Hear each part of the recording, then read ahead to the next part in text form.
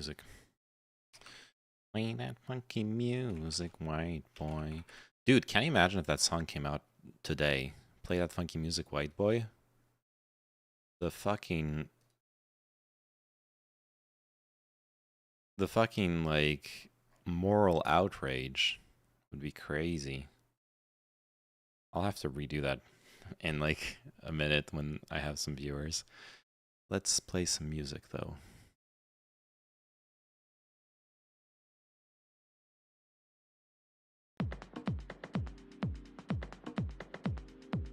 Hey, this is cool. Announce on Discord. Question mark.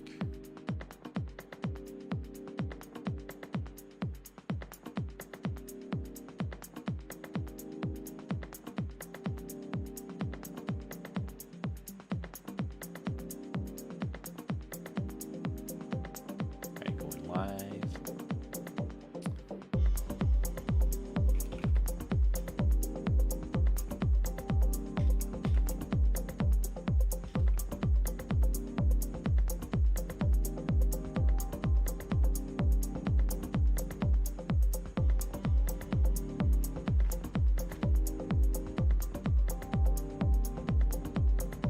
Oh yeah, I forgot to go check this out.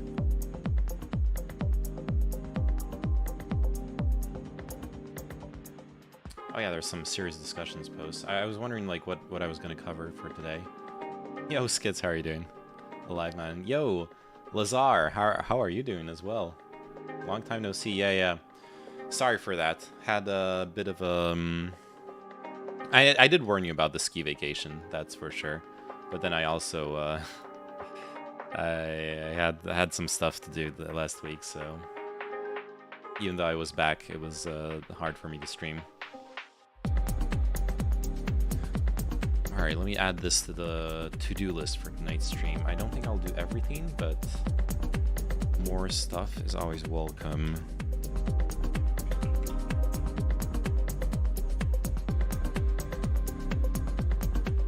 Hey, Sodinyat. Sorry I was out for a bit.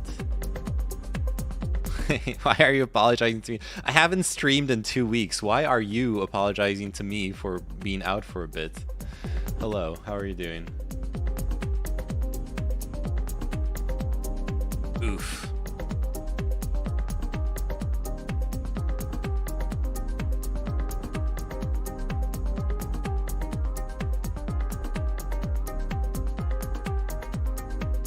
The fuck is this? I was out for like a month. Alright. Hey, that just like my dad when he left to get some milk. Or wait, what was the meme? The meme cigarettes, right? Oh damn, I fucked up. I messed up the meme. I messed it up. Don't tell them. Don't tell them I messed up the meme. What's up, yo, Ringomar? Siggies, yeah, it's milk. So what are we doing? I'm catching up on news. Like I haven't covered the there's a lot of stuff I haven't covered actually when you like think about it. Right? I haven't covered the I did not cover the Trump arrest or arraignment, sorry, arraignment, not arrest. Have to have I seen the Clarence Thomas memes? No, I have not. But please do link me. Link me. Cover the pizza. What's there to cover about the pizza? What's that about? Everyone please like the stream. Yes, please do. Thank you, Lazar. Good reminder. Thumbs up. Can I pop out? Oh yeah, pop out chat. Okay, perfect. Oh, this is actually better. Like this. Cover the pizza with cheese. Okay, good one. What is this? Clarence Thomas. What have you done again? Who is that behind me? I don't know. When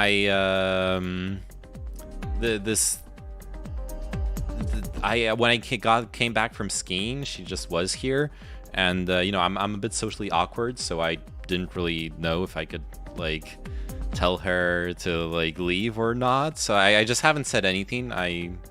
And she's just been here for a week now. I don't really know. I don't really understand. Jokes aside, she's my girlfriend. Lol, she's laughing, yeah.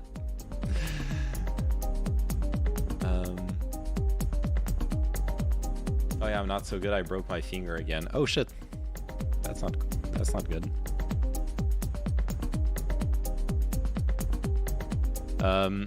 Dude, here. Oh, okay. There you go. What? Oh god, I hate those websites. You got me, lol. I do love the fact that you're this is like, because we've IRL streamed a couple times together. Every single time someone in chat asks if we're brother and sister. And I mean, someone asked if you're my sister again. Another one here. The website is shit, but they're the news org that broke the story, so I linked it. All right, let's check it out. Oh, wait, I forgot to redo my scenes. I have it set up for like React. I need to oh god, I need to change the scene. Oh yeah, this is the React one. Fuck. Okay, let me do it like this.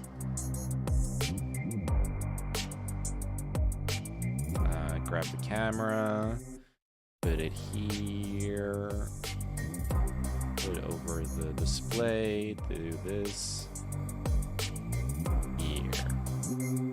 Right, just transform, hit the screen.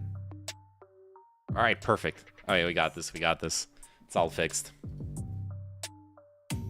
Anyways, where was I at? Oh yeah, Clarence Thomas. All right, so what did Clarence Thomas do? For over 20 years, Supreme Court Justice. Probably need to fix this again. I need to remember how to stream. How to stream? I don't know anymore. Also zoom in. There you go. Is this readable? Sort of. God, this website is shit. I like pizza with cheese, not life with cancer. My life in short. Yeah, I wish you all the pizza and none of the cancer, for sure.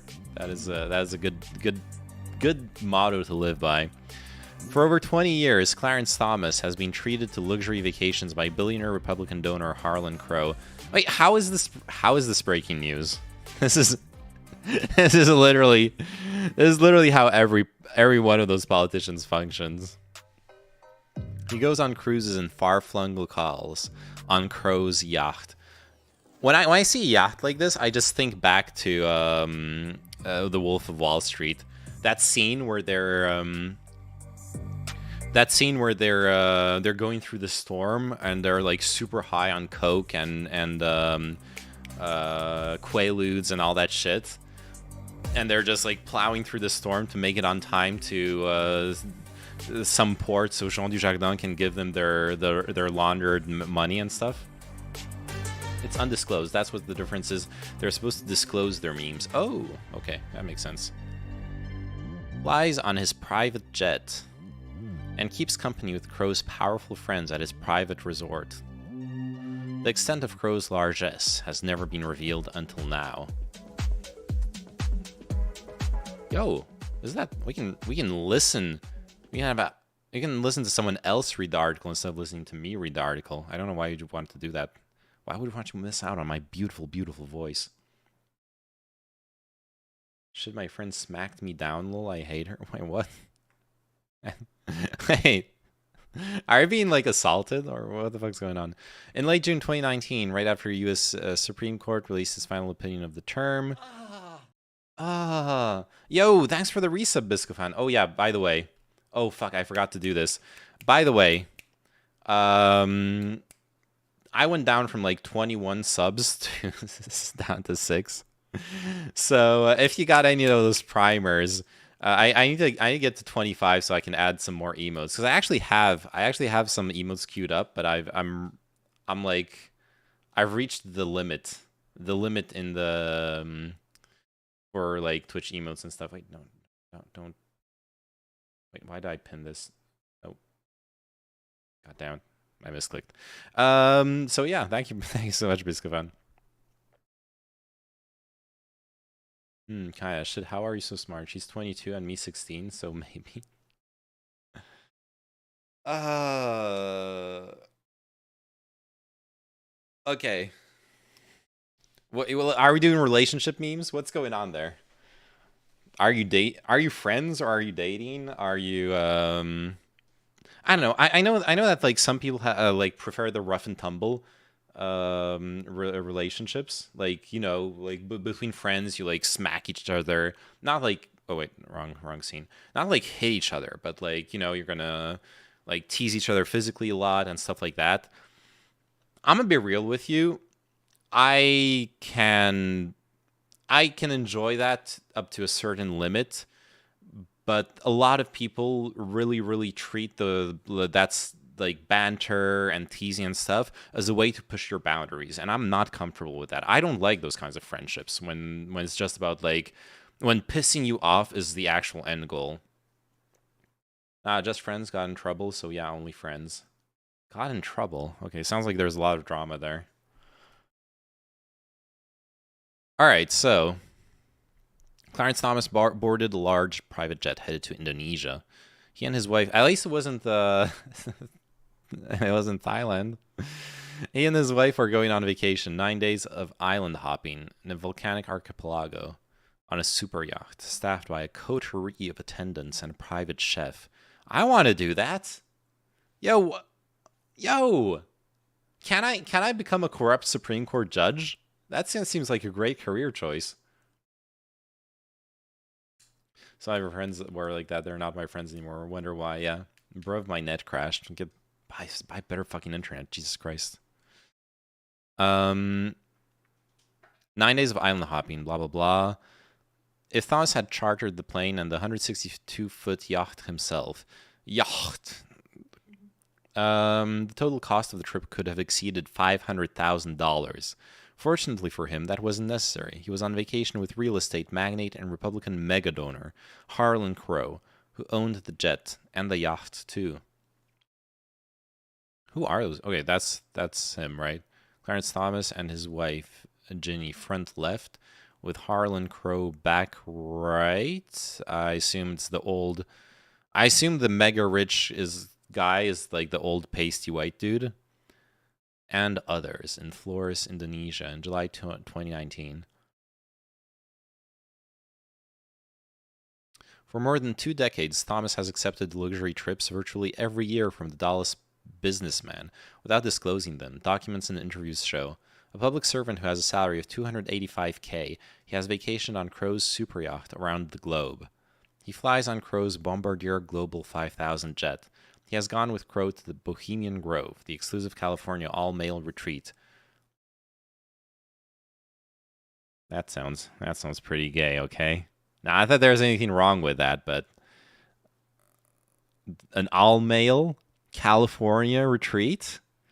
You know there's stuff going on there, okay? I don't want to make implications, but there are implications there. Anyways. Wow, Dad actually came home. Yo, Jokes, how are you doing? Long time no see. Yes, I did. The ski trip was dope, by the way. Bonjour. Hey, Peter Panda Dance. It is me, I have returned. Jail cannot confine me. Amazing. Neither can it confine Andrew Tate or Trump, as we have seen while I was away. Just saying, if the Greeks could have gay orgies, why can't we? Yes. You know, I'm not much of a traditionalist, but sometimes when you look at the social advances of the old times, you wonder, how have we lost so much knowledge? How have we lost so much beauty in our society? That's why all the traditionalists have those Greek statues as profile pics, you know? Because they're really into orgies with 14-year-old boys. That's it. That's pretty much it. Knowledge is lame, send orgies, yes. As this tragedy starts, with a shattered glass heart and the mid-nightmare of dreams. But oh, no terrors. Please, fear and pain may accompany death. But it is desire that shepherds It's certainty, as we shall see. Thank you. Thank you for that beautiful message realistism. Truly what we needed in those difficult times. Yeah, we're traditionalists. We are very traditionalist. Hey, look. There was this thread. Oh fuck, that would be that. Okay, let me find it again. Um, what there is this dumb fuck like traditionalist Twitter account. Let's see. I can no. I can figure it out from here. I think it's the no. I can't figure it out. I'm not gonna remember it. Anyways, anyways, it doesn't matter. I don't need receipts. You can trust me. You can trust me. Okay, so this guy posts this the opera house in Paris. Napoleon built opera house in Paris. It's a beautiful one. It's a beautiful one. There is a metro station named after it. It's called Opera. Very very original, I know. And very extravagant, very, gilded and rococo, not rococo, but very extravagant, very rich. A lot of like homages to antiquity and the art style of the old times and all that kind of stuff. Very baroque. Yeah, baroque is the right term, exactly. And so this guy posts it, trad, like classic like trad dog whistling conservatard account, posted being like, why don't we do stuff like this anymore? Truly we only knew how to do art before the LGBTQ people existed. And then people are like, they don't say that, but implication. And then people are posting like, yeah, this is what art was like when we still had God, when we still had faith in Christianity, dude. Um, so like Napoleon built it during one of the times of greatest inequality in France, when basically there was a rise of a nouveau riche caste in France of people pretty much war profiteering off of his regime. And he needed the support of those people. So he needed to create what was basically just a playground for oppressively rich Parisians. It was also the time when Haussmann renovated the entirety of Paris, and it's beautiful. It's very nice. It's very aesthetic. It's part of what people. It's Emily in Paris, like the kind of buildings of Emily in Paris. That's Haussmannian architecture. It's all part of the same movement, which was to make the center of Paris a rich person's playground, which it's always been since then, basically. Kicking all the poor people off to the periphery of Paris, to the banlieue. So first off, you got this like extremely elitist phenomenon going on there. And then if you actually look at the art in the opera house, it's all basically Greek shit. It's got nothing to do with Christianity. It's got nothing to do with God with a capital G. It's just like our friends, the gay as fuck ancient Greeks. It's like all that. All that. Nothing to do with the God. But yeah, classic misconceptions. Napoleon virtue signaling. I mean Napoleon was virtue signaling to the rich. Like he had no need to petition the will of the people. Like he did, but he did it with classic like militaristic populism. He didn't need to actually serve their interests. He needed them as soldiers. I'm gonna even go Marxist on that. He needed the poor people to be miserable so that he could offer them an out through armed service, which might remind you of some other countries, by the way, like how you have to go into the U.S. military to get your education, stuff like that. And you don't have to, but you know what I mean. Scholarships are easier to get if you've served in the army and stuff like that. It's one of the big dynamics for army recruitment in the USA. And unironically, it is one of the like big social elevators. If you come from a very modest, poor background, serving your term in the U.S. Army and then being able to capitalize on that to gain like a good education, a good salary, a good job, et cetera, it's one of those things that will propulse you from lower class to middle class, or potentially even higher, depending on, luck and how you play your cards. Begone pores, yes. Can you explain virtue signaling for me? Sorry, I hit my head too much as a child and teen and adult. I don't know sometimes when people are trolling, or like on what level are they trolling? Are you, and you're obviously trolling, but are you like still asking the question seriously or not, or what? Anyways, banks are collapsing, economy will collapse globally because of peak oil. We'll lose aerosol masking effect. What? People will start dropping dead. Nuclear power plants will melt down and strip away the ozone layer. Virtue signaling is loss of aerosol masking effect. Okay. That's actually a good one. No, okay. Quick definition. Virtue signaling is when you are making public statements just in the goal of signaling your moral high ground instead of actually making a point. So typically, for me, a really good example of virtue signaling was the Congress hearing concerning the Facebook algorithm issues. There was a whistleblower in Facebook who went before the U.S. Congress in order to denounce some of the problems with the Facebook algorithm. She notably denounced that the Facebook algorithm was was targeting anorexic people with weight loss ads. The Facebook algorithm was targeting minors with weight loss and like extremely aggressive like women's beauty product marketing and stuff like that. And that's directly tied to poor self-esteem, mental health issues, body health issues, etc., etc.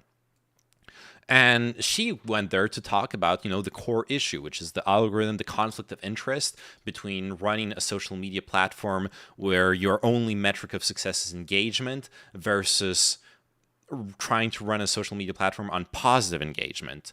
And instead of engaging with what was her actual point and the core issue at hand, you got to listen to senators and Congress people for 2 hours do speeches disguised as questions, lamenting those poor children. Oh, it's horrible what they're doing to those children. What they've done to those children. What the ads they're showing those children. And it's like, dude, like, that is virtue signaling. That is not. They're not advancing the topic. They're not advancing the subject. They're not adding new information. They're not asking a question different from the same question that was asked by 15 of their peers in the past hour. They are just using the platform to say how much they care about the children. So they just say words and say, look at me, I have good intentions, and they don't do any actions on it. Yeah, and you can do it and still do actions, but it's the doing it for the sole purpose of like ameliorating your image that is the virtue signaling. So many people I know say that shit. Yeah. I personally also will call virtue signaling like conflicting morals. So typically people, yeah, book banning is also virtue signaling. Very often, yeah. So many people I know say that should look at me, look how good I am. Yeah. A typical example for me is people who are progressive on imprisonment and the prison system. It's something I've talked about on stream pretty often. People who are progressive on the prison system, like the prison system should be more rehabilitative. We should treat prisoners humanely, etc., etc. And then when that same person will say, like, we should kill all pedophiles. That is virtue signaling. Once again, the classic topics for virtue signaling, or from what I've seen, are children, hence sex crimes. So now, like with pedophile, you combine both. Animals, dude. I mean, like the tip. Have you ever been in a discussion with someone and they're like eating a fucking steak or a burger or like some chicken pad thai or whatever, and then they're like, yeah, I would kill someone to save a dog. I'm like, oh God, I'm cringing so hard right now. It's something very, very common, by the way. The people who prefer, at least verbally, who will defend protecting an animal over protecting human beings. True, that's me, Satch. Oh no. Oh no. I mean, I'll be real. I'm okay. Like I don't feel the need to, force my ideals onto other people. But I'm a hardcore humanist, okay? I've made my peace with the fact I love animals and I want to treat them humanely. I want to be the better person. I want to take care of them. I want to make sure that all sentient beings are freed as much as possible from suffering. However, my priority is my tribe, okay? And I'm not saying this as like a fucking white nationalist. I'm saying this as a human being. My priority is human beings, okay? If human survival means fucking, I don't know, killing all the pandas, I'm gonna be the first one to murder them, okay? No problem with that. They're cute as fuck, but they're gone. They're dead. They're going straight down back to the ground, okay? Geez, just joined chat straight in pedophilia and dog eating. You know it. We doing the real shit now. Right, back here. I will commit murder for a dog. 10 cents of my tax dollars, so there's no homeless anymore? Nah, fuck that. Yeah. But now I'm rationalist virtue signaling. Yeah, and so am I by saying that, to be fair. I guess that's a fair point, yeah. Hey, okay, if you're a streamer, if you're streaming, if your job is content creation, influence, whatever, this is my job because I'm not actually getting paid. But if that's your occupation, you're a big part of it is pretty much virtue signaling. But yeah, dog eating. It's a dog eat dog world, chinchilla. Okay. What's wrong with eating humans? We are all animals. Honestly, honestly, okay. Let's do it. Let's do the Destiny ethical pushing ethics boundaries thing, right? If you're gonna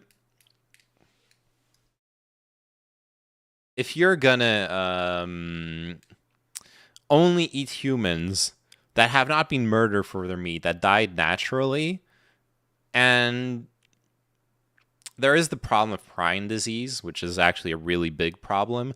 But if you avoid nervous tissue, I'm probably okay, honestly. It's probably mostly okay. I would avoid it because of prion disease, but it's probably okay. If you're a streamer and you at least verbally say you would personally kill all pandas to save humanity, yeah, pretty much. The other white meat. If I chew my fingernails, am I a cannibal? Yes, you are. Okay, anyways.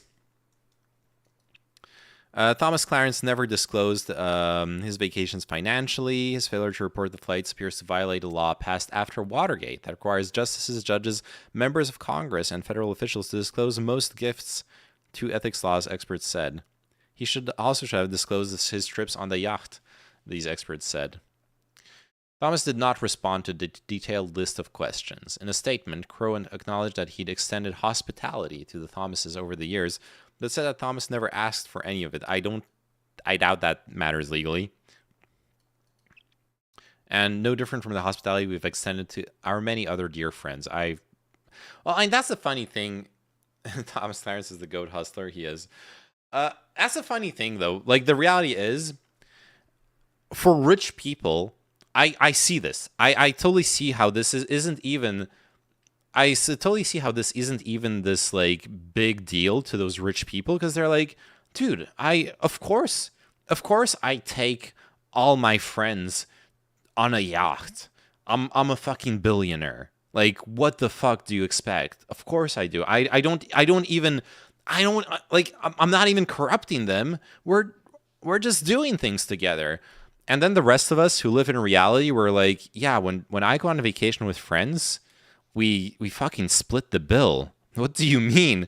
What do you mean you take people on your super yacht? What the fuck? Legally, it doesn't matter anyway because he is the law. Yes. Let's get some live footage of Judge Clarence Thomas.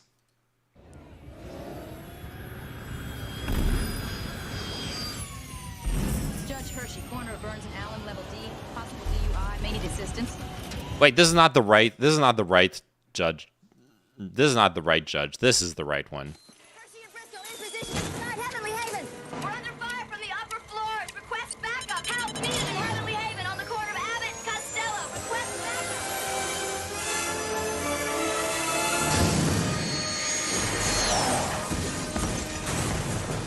backup. God, Judge Dredd is so fucking cool. It's so stupid too, but it's so cool.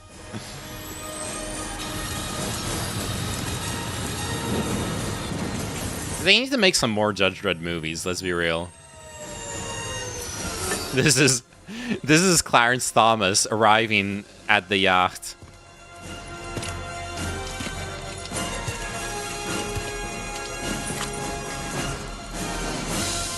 Holy crud. He's a sitting duck out there. Do you think Clarence Thomas gave Mr. Crow the N-word pass? Do you think that when he shows up on the yacht, he's like, "What's up, my N-word?" and Crow's like, "Yeah, my N-word." God, I hate Voldemort words. Glad to see a black man win and get that bag. Lol. True. Actually true. Bad meme. Clarence lost his pass in high school. At this level, yo-yo law is non-existent. He makes the laws. If you're okay with eating dogs, which humans have an innate connection with, you are fine with eating humans. You can call me a hypocrite for animals all being the same, but this is not how our brains work.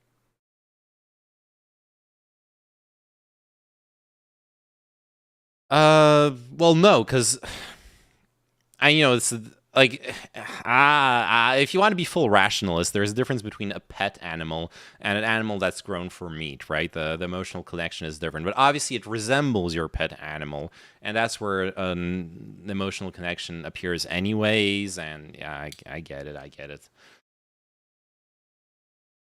People bringing it back to, yeah, I would do that too, are so cucked because they are not a Supreme Court judge. Are you implying that people with more responsibilities should be held to higher standards? That is insane, Tyranid. That is crazy. In what kind of society would we do that? Elysium paid for my Airbnb in Strasbourg. No bill splitting. Did I think I paid him back, but I might have forgotten. Now that I think, I actually don't remember. I'll have to check my PayPal history. I don't remember if I paid him back for the Airbnb or not. Is it wrong to eat animals because they're sentient? So streamers should be held to higher standards because of the impact they have on others, right? Yes, they actually should. If they have, the bigger the audience they have, the higher the standard they can be held up to. I actually genuinely do believe that. And, within reason, because... Thank you. Within reason, because there is also this phenomenon that happens when you have public figures. There is the inverse that also happens, where public figures are held to inhumane standards. Like, we expect perfection from our hero figures in society. And then you have those scandals about things that pop up, like, yes, they were a shitty person at a given point in time to another person, and then they're like, but then it's like, does it actually matter? Does it undo the good they did in other fields, or does it destroy who they are? Not necessarily, but yeah, it is what it is. As far as I know, I'm the only sentient one here, so I'll eat whatever the hell I want. Yes. I think it also depends on what kind of streamer, like Aiden Ross or Hassan. One is a clown, other is a political commentator. Nah. Yes, there is a different standard to hold them to because of what they're trying to accomplish. But the second Aiden Ross makes political statements on his stream, such as my pronouns are killed / them or stuff like that, he is no longer being a clown. He is being a political commentator, and he's opening himself up to the higher standard of judgment. So no, Aiden Ross does not escape that. Absolutely not. Especially with his audience. Yo, thanks so much for the Prime sub, Peter Panda Dance. Appreciate it. I agree, they make human mistakes and we judge them so much for it. Yeah.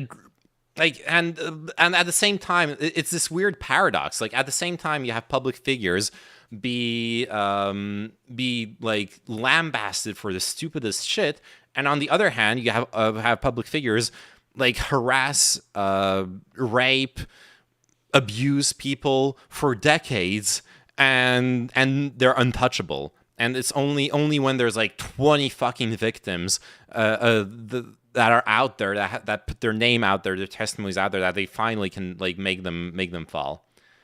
It's based on party.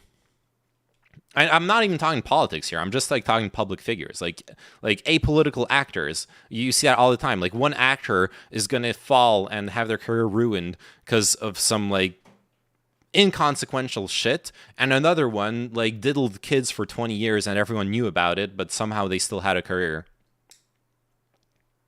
He doesn't escape it. He should be held accountable, but the impact of Aiden Ross making a political statement versus Hassan has a different impact. Does it though? I would, at the end of the day, the way I'm judging it, the way I'm evaluating it is big audience and making political statements, political prescriptions. And yeah, I think Aiden has a bigger, maybe not since his ban from Twitch, but Aiden on paper has a bigger audience than Hassan, no? Let's look at Social Blade. Would you take Candyland more seriously or Destiny? It doesn't matter who I take more seriously. It matters who has like the audience take them more seriously.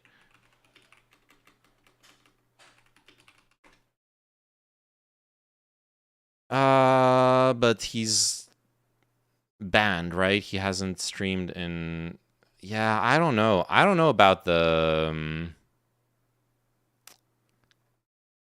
Yeah, I don't know about using Social Blade for this, because obviously it's not connected to Kick, so it actually doesn't really matter. Oh yeah, let's go back. Let's do the YouTube. Let's just check the YouTube, right? Has he been streaming on YouTube? Oh yeah, he has been streaming on YouTube. Okay, there you go. Or posting videos at least. Like, what's his reach? Video views for the last 30 days, almost 7 million.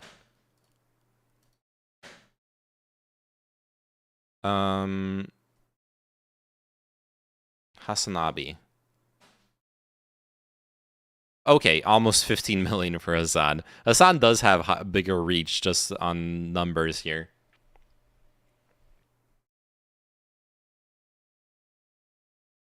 Please specify. Please specify exact number of subs required so I can put it into my rationalist formula for my opinion.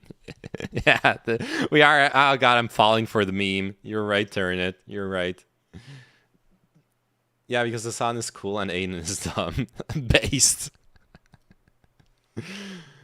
The audience doesn't take Aiden Ross more seriously. He's a jester troll. You're capping yourself, Chinchilla. There are so many kids out there that are actually drinking the Kool-Aid on influencers like Hassan. Like Hassan too, but like Aiden, Sneeko, all those people. Like those people actually do have unironic, strong influence.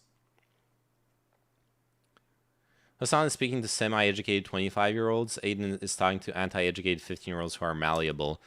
Yeah, but then we're like, so I'm trying to keep the topic on quantitative aspects of those of both like influencers' social empires rather than qualitative aspects, because qualitative aspects are a bit harder to differentiate. They're not like objective truths unless we, etc., etc. Hassan is way bigger, but I don't think that's what I mean. Yeah, I'm just saying that's what I mean. Like, that's what I care about at that point. It's like, who's bigger? Who has more reach? Because that's quantitative. That's like really easy to understand. Yeah, Sneeko 100%. He's but like you're trying to bring it to this qualitative understanding of like the those are the qualities of this person's content versus this other person's content, meaning that even when they fuck up, it's gonna be taken differently, etc., etc. Like, that's I don't think it matters as much as you think it does. Through his largesse, Crow has gained a unique form of access, blah, blah, blah. What I'm curious is, like, are there actually going to be legal consequences for Clarence Thomas? That's the real question to me here. So ProPublica uncovered the details of Thomas's travel by drawing from flight records, internal documents, blah, blah, blah. Federal judges sit in a unique position of public trust. Yes, they do. A code of conduct requires them to avoid even the appearance of impropriety. implying Clarence Thomas, implying Clarence Thomas would get like impeached by Congress for impropriety. No way that's gonna happen. There are few restrictions on what gifts judges can accept. That's in contrast to the other branches of government. Members of Congress are generally prohibited from taking gifts worth $50 or more and would need pre-approval from an ethics committee. Why? Why would judges be exempt from that? What the frick? Why shouldn't judges be held to like the same or maybe even a higher standard? Because judges are supposed to be so neutral. Like, obviously they aren't. We're all human beings here. We understand that doesn't work that way. But come on, judges are supposed to be super neutral. That is ridiculous. Crow met Thomas after he became a justice. Wow, great. In 2011, New York Times reported on Crow's generosity towards the justice. That same year, Politico revealed that Crow had given $500,000 to Tea Party group. Founded by Ginny Thomas, his wife. Oh, God. Which also paid her a $120K salary. Oh, no. It's so blatant, too. Like, the machinations... People are chasing after some like secret cabal of Illuminati lizard people controlling the world through Jewish rituals and like whatever the fuck. But it's all so fucking simple. It's like, hey, I'm gonna found this group, this political party. You're gonna donate money to it, and I'll be employed by that group. And it works. That's all you need. That's literally all you fucking need.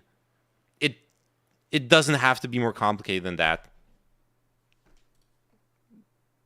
There you go. Long and influential and blah, blah, blah.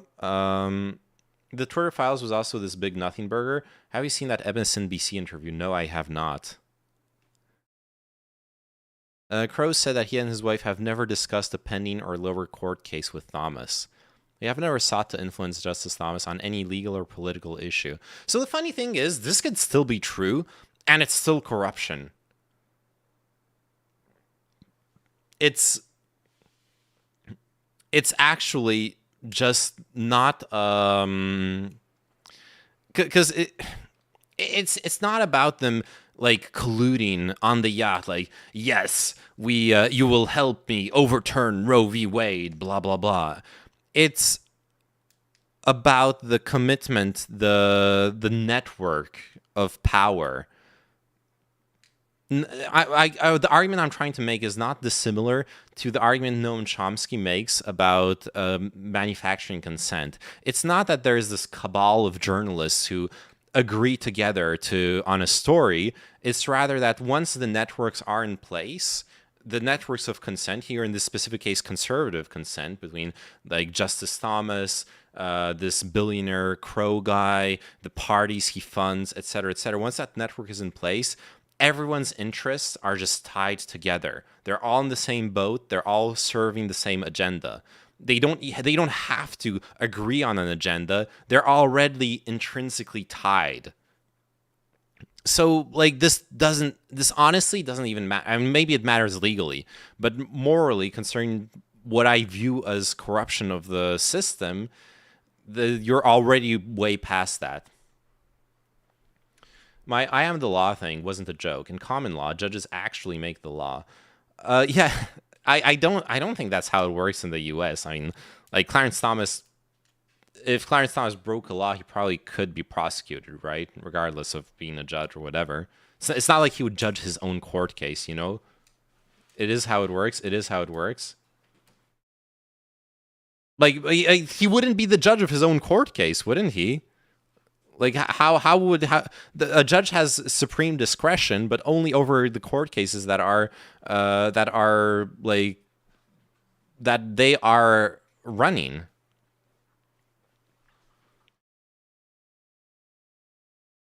He'd have to recuse himself, which is just tradition. Oh, it's not like codified in law. He is supreme. He just needs to appeal it. But if he appeals it and tries to kick it up all the way up to the Supreme Court, then the Supreme Court still has to accept it. Like, I understand the Supreme Court is conservative dominated, but they would all have to make themselves complicit in his bullshit to protect him. Which maybe that's your argument, and they would, but yeah. People view corruption like, yo, Donnie, sit down with Corleone. Let's talk about this. Well, let's talk about this over some gabagool. While in reality, corruption seeps in and they slowly grease the wheels in a certain way. Yeah, exactly. And like corruption, it doesn't even have to be willful, right? When we talk about the Skull and Bones and the island, like those Ivy League groups, we're talking about generations growing up where the dads were like in university together, their kids are in university together. They give each other contracts, they give each other jobs. They like look over each other. That's it. And the funny thing is, we do that too, right? When we have friends, we help them find a job. Like if we have a good hookup, when we have friends who have like a specialty, we rather give them the work, right? Like, yo, I know someone who's really good at editing, and you're not going to go hire an editor off of Fiverr. If you know someone who's good at editing who's looking for work, you're going to hire your friend. Technically, that's corruption, but that's also just how society works. It's just, once again, the bigger scale you have, the higher of a standard you're upheld to. If you're a small player in this world, yeah, do maintain your network and, like, you know, make sure you look over your friends. If you have like fiduciary responsibility towards shareholders or towards your voter base, then that's a whole other ballgame. It protects themselves just as much. Well, yeah, but it would mean throwing in your like vote, throwing your vote with someone who's explicitly corrupt. Like if they have the same scandals like waiting to pop on them, then they would probably do it. You're right. But if they don't, then it sets really poor precedent for everyone. I mean, the law is written by judges. Legislative law is below case law. While civil law system's precedent isn't law, just arguments that you can use again. Not saying he personally has the power to control his own cases. Yeah, like I understand, and like that's what I'm saying. Under most scenarios that I can imagine, if he actually got prosecuted over this and there was like a actual law he broke, he would get prosecuted. He probably wouldn't get prosecuted to the full extent, like maximum penalty or whatever, but he would get prosecuted, right? And he probably would lose the case.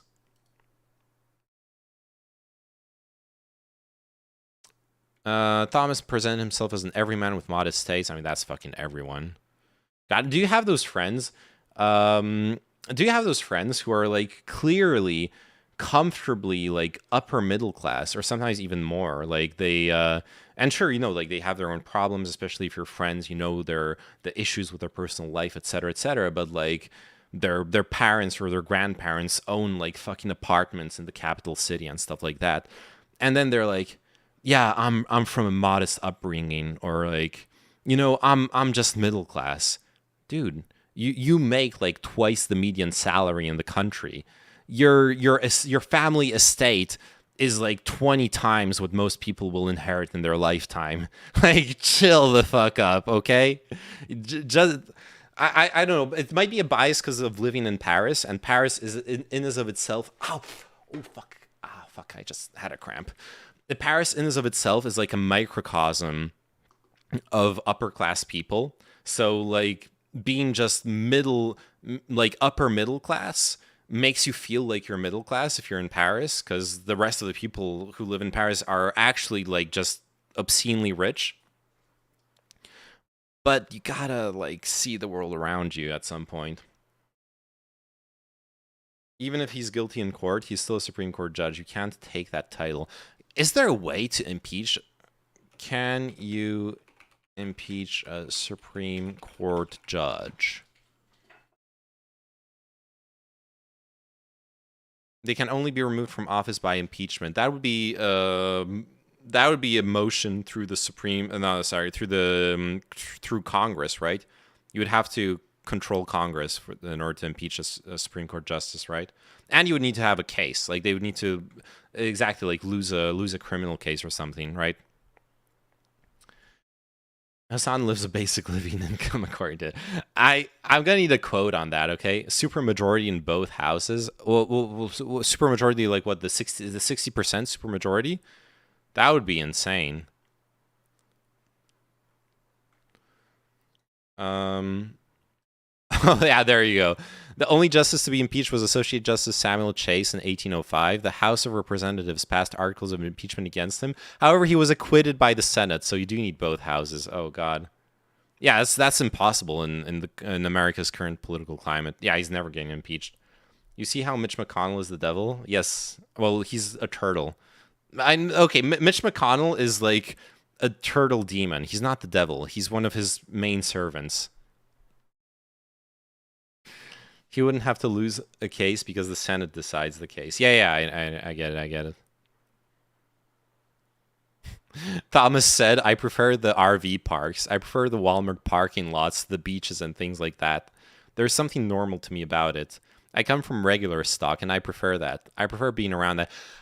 Dude, how often do you have, like, obscenely... he's not obscenely rich. He's just around obscenely rich people. He's solidly like upper class with his salary, but regardless, how often,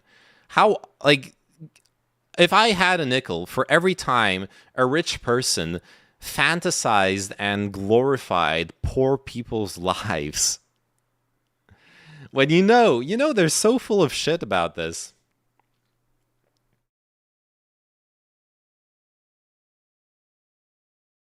He's been more human since Biden came in, though. Really? I'm saying really, but I do know that Biden was able to pass some bipartisan stuff, right? And like obviously that went through Mitch McConnell. So yeah, he's actually been willing to compromise on things. What you're saying makes sense. The quote was, "For the most part, I live on a necessity basic income." I got the clip, but Mr. Band is also in the clip. Mr. Band? Who is that? Oh, Destiny? I don't care. Link me the clip. Link me the clip. And okay, I'm gonna be charitable to Hassan. He's probably talking about what he sees as his like daily spend. This is something a lot of rich people do as well. They think of like how much they spend on food and like necessities, and they're like, oh yeah, I don't spend that much money. I live on like basically normal income. And then they also, like fucking like in Hassan's case, spend like $500 on Valorant skins and $1,000 on luxury like fashion jean or like pants or whatever.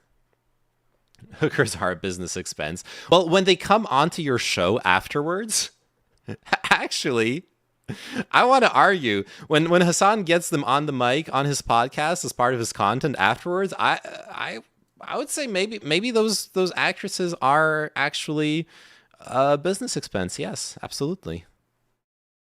Destiny calls out Hassan for saying he lives on a basic necessity budget. I live on a basic necessity budget for the most part anyway. Okay. A basic necessity budget?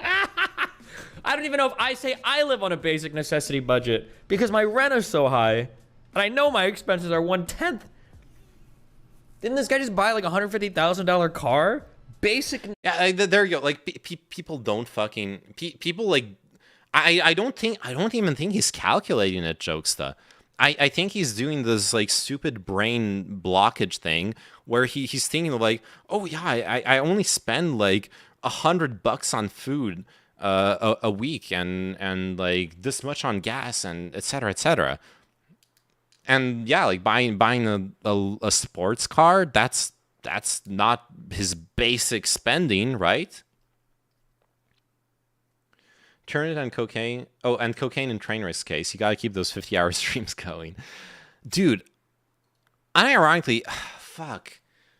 Streaming is such a fucked job if you think about it. Like, Trainwreck's probably... Cocaine has probably indeed helped him stream unironically. Now, was it worth it or not? Probably not. But, like, look, like Destiny fucking chugs Red Bulls in order to stream. I can barely think of a single streamer except streamers who managed to make a career while holding themselves to pretty responsible hours. But any streamer who does long hours, in order to like keep the energy up for 6, 7, 8, 10 hours a day, you're chugging some kind of chemical. You have to. It's not possible otherwise. Maybe you're like,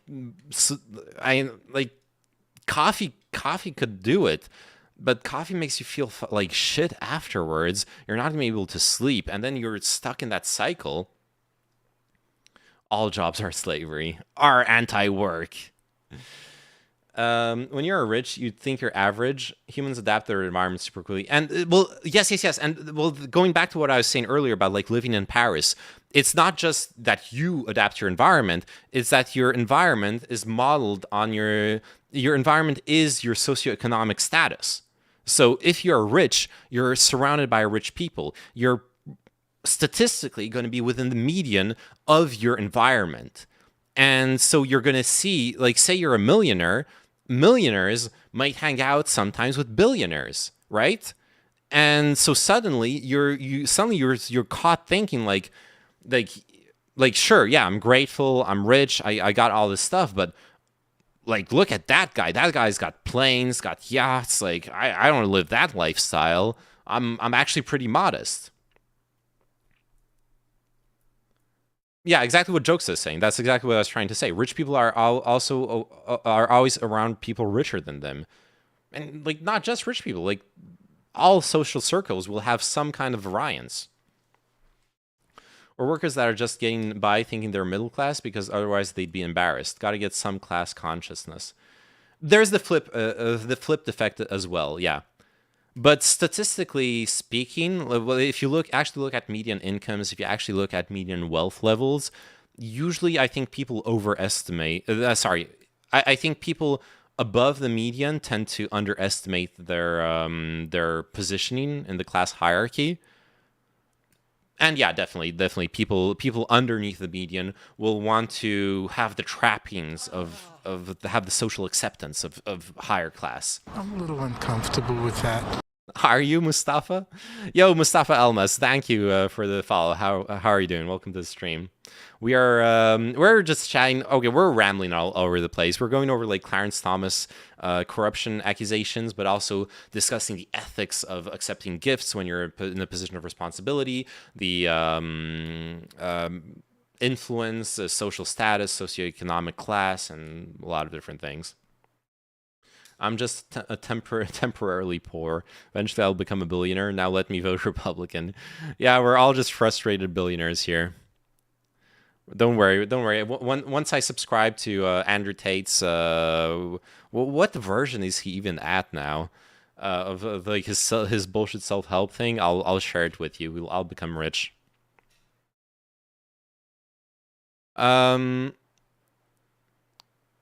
Crow's private lakeside resort, blah, blah, blah. Oh, God. Oh, no. Dude, no. Why? Why? Why? Dude. Why does the pasty, obscenely rich conservative white guys resort have a fucking Native American statue? Like the irony, the tragic irony of what I'm looking at is absolutely maddening.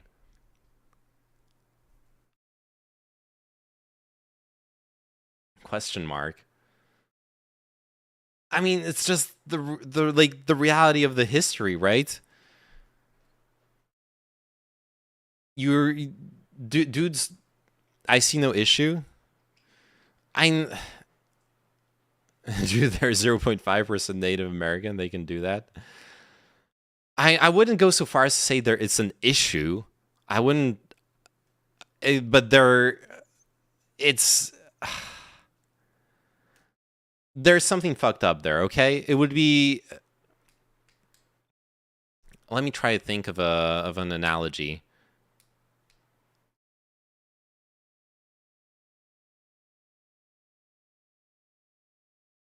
Okay, it gives me the same vibe I get when I see like a really rich European's household with like objects that were taken from that country's colonies. Like, sure, it's there now. It's there now. It's nice. It looks nice. It's nice. Your house is nicely decorated. Sure, but the way this situation got created is fucked up. And I have to wonder, does some part of your mind at least acknowledge all the fucked up history that led to this point? Or are you just blissfully oblivious? The statue seems to enjoy the party, true. They are 6.75% Italian. They probably can make good pizza according to American standards. I have an uncle. He doesn't know anything about Buddha, but he has all those Buddha statues. Yeah, I guess it also depends. Fuck, with the Buddha, I feel like it's a bit different because it's a religious icon, so Dutch. I know. When it is one of those things in the Netherlands when you go into like a jeweler's or whatchamacallit, or like an antique area, like antique shop area of the town, you see a lot of that. It's still less bad, but it's still bad. Well, the weird thing with religious icons, I'm sure obviously they don't have it for religious purposes, but usually religions want to proselytize and they want their icons to be spread across the world. So there's a bit less of this question of like, is it really okay? Unless it's got historical value.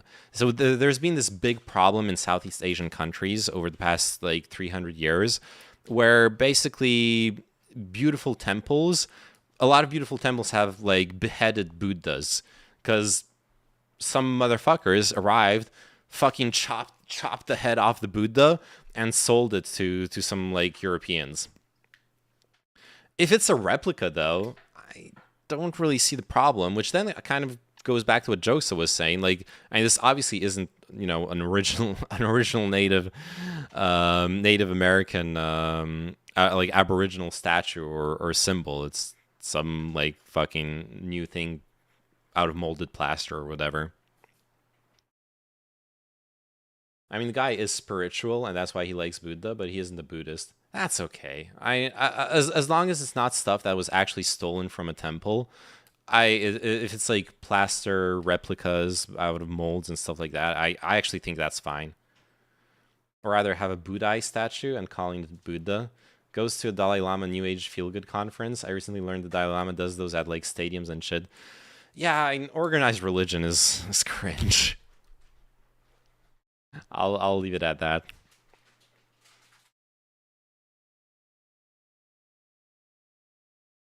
The painting. Wait, what painting?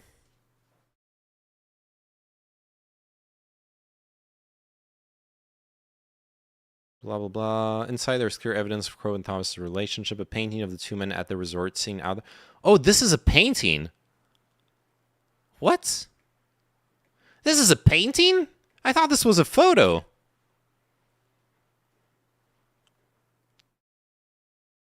Holy cow. Okay, and you can tell when you look at the leaves in detail, but just like glancing through it, I thought it was a photo. That's impressive. Painting of the squad and token chilling. Yeah, pretty much. Okay. Painting of a photo, yeah. This is an actual photo. Yeah.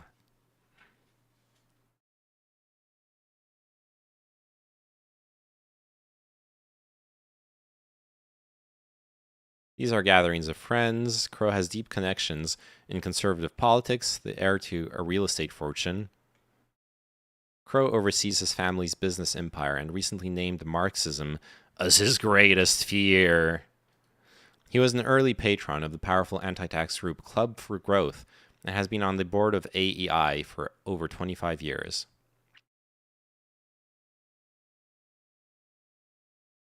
He's long supported efforts to move the judiciary to the right. He has donated to the Federalist Society and given millions of dollars to groups dedicated to tort reform and conservative jurisprudence.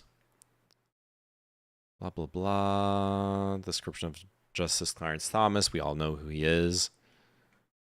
Alright, this is just like more and more details. I genuinely don't care. Because it's just more of the same. I have a link to the law concerning the disclosure that he's supposed to do. So he's supposed to report information on gifts aggregating more than $415 in value received by the filer, spouse, and dependent child from any source other than a relative during the reporting period. A gift is a payment, blah, blah, blah. Food, lodging, or entertainment received or personal hospitality need not be reported.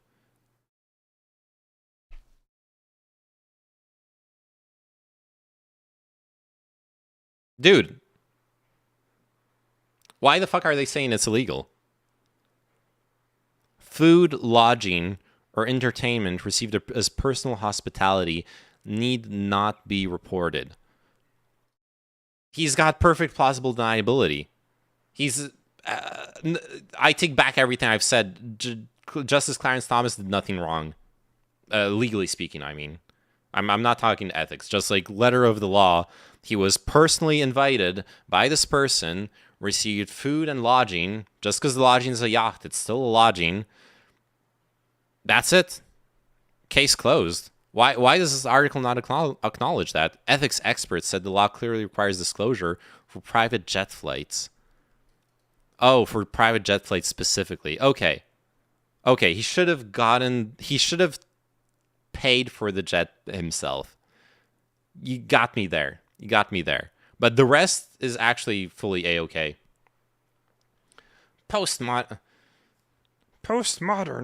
cultural Marxism is the greatest threat to mankind. And the lobsters. I need to work on my Peterson voice. It's not a legal issue, it's a moral one. Nobody thinks he's going to court. It's a public opinion play at a time when we don't fuck with the Supreme. Yeah, you're right.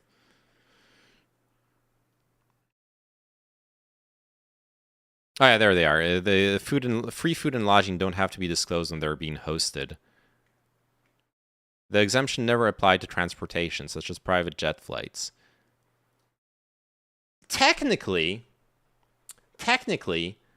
if he sleeps over on the jet, isn't that lodging? Just because the house moves doesn't make it not a house, okay? I would argue, if I was Justice Clarence Thomas's lawyer on this issue, I would argue that he slept on the plane, okay? That made it lodging and not a trip. They sat on this for years, I'm sure, yeah. The law experts argue that yacht cruises, a form of transportation, also require disclosure. That's actually tenuous. Okay, I'm memeing about the plane. Like, the plane is obviously a method of transportation, but a cruise is kind of just a mobile vacation. I actually don't think this would work. Kind of would depend on the intent of the cruise, if the intent of the cruise is actually to go somewhere, or whether it's just to cruise around. Hey, Kino, how are you doing? What is this reasoning, Yo? This is like a girl cheating and saying, I just tripped and I fell on his dick. What? First, in all of human history, that's most certainly happened, okay? Let's be real. Secondly, no, I don't understand your analogy.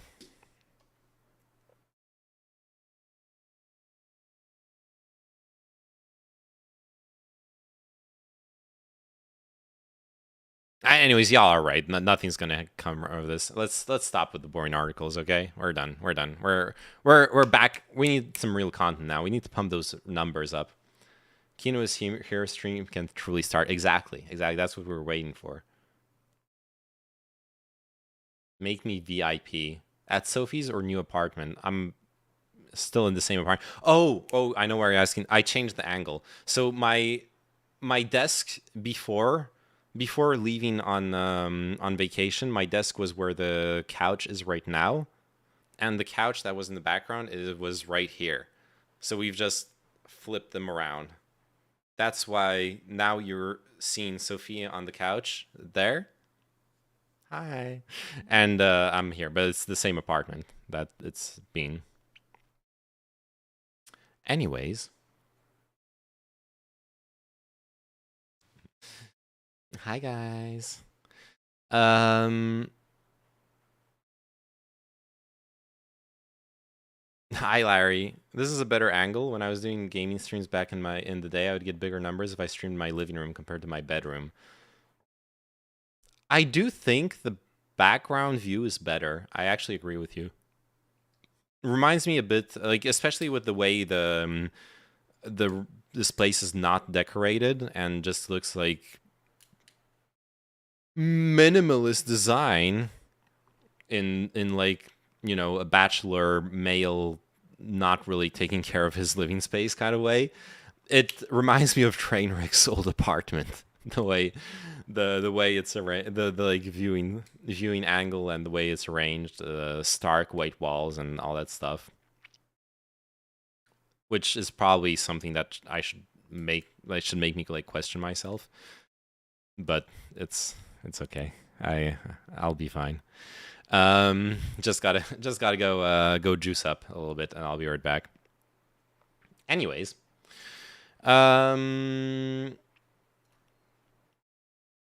yeah, well, let's do some content.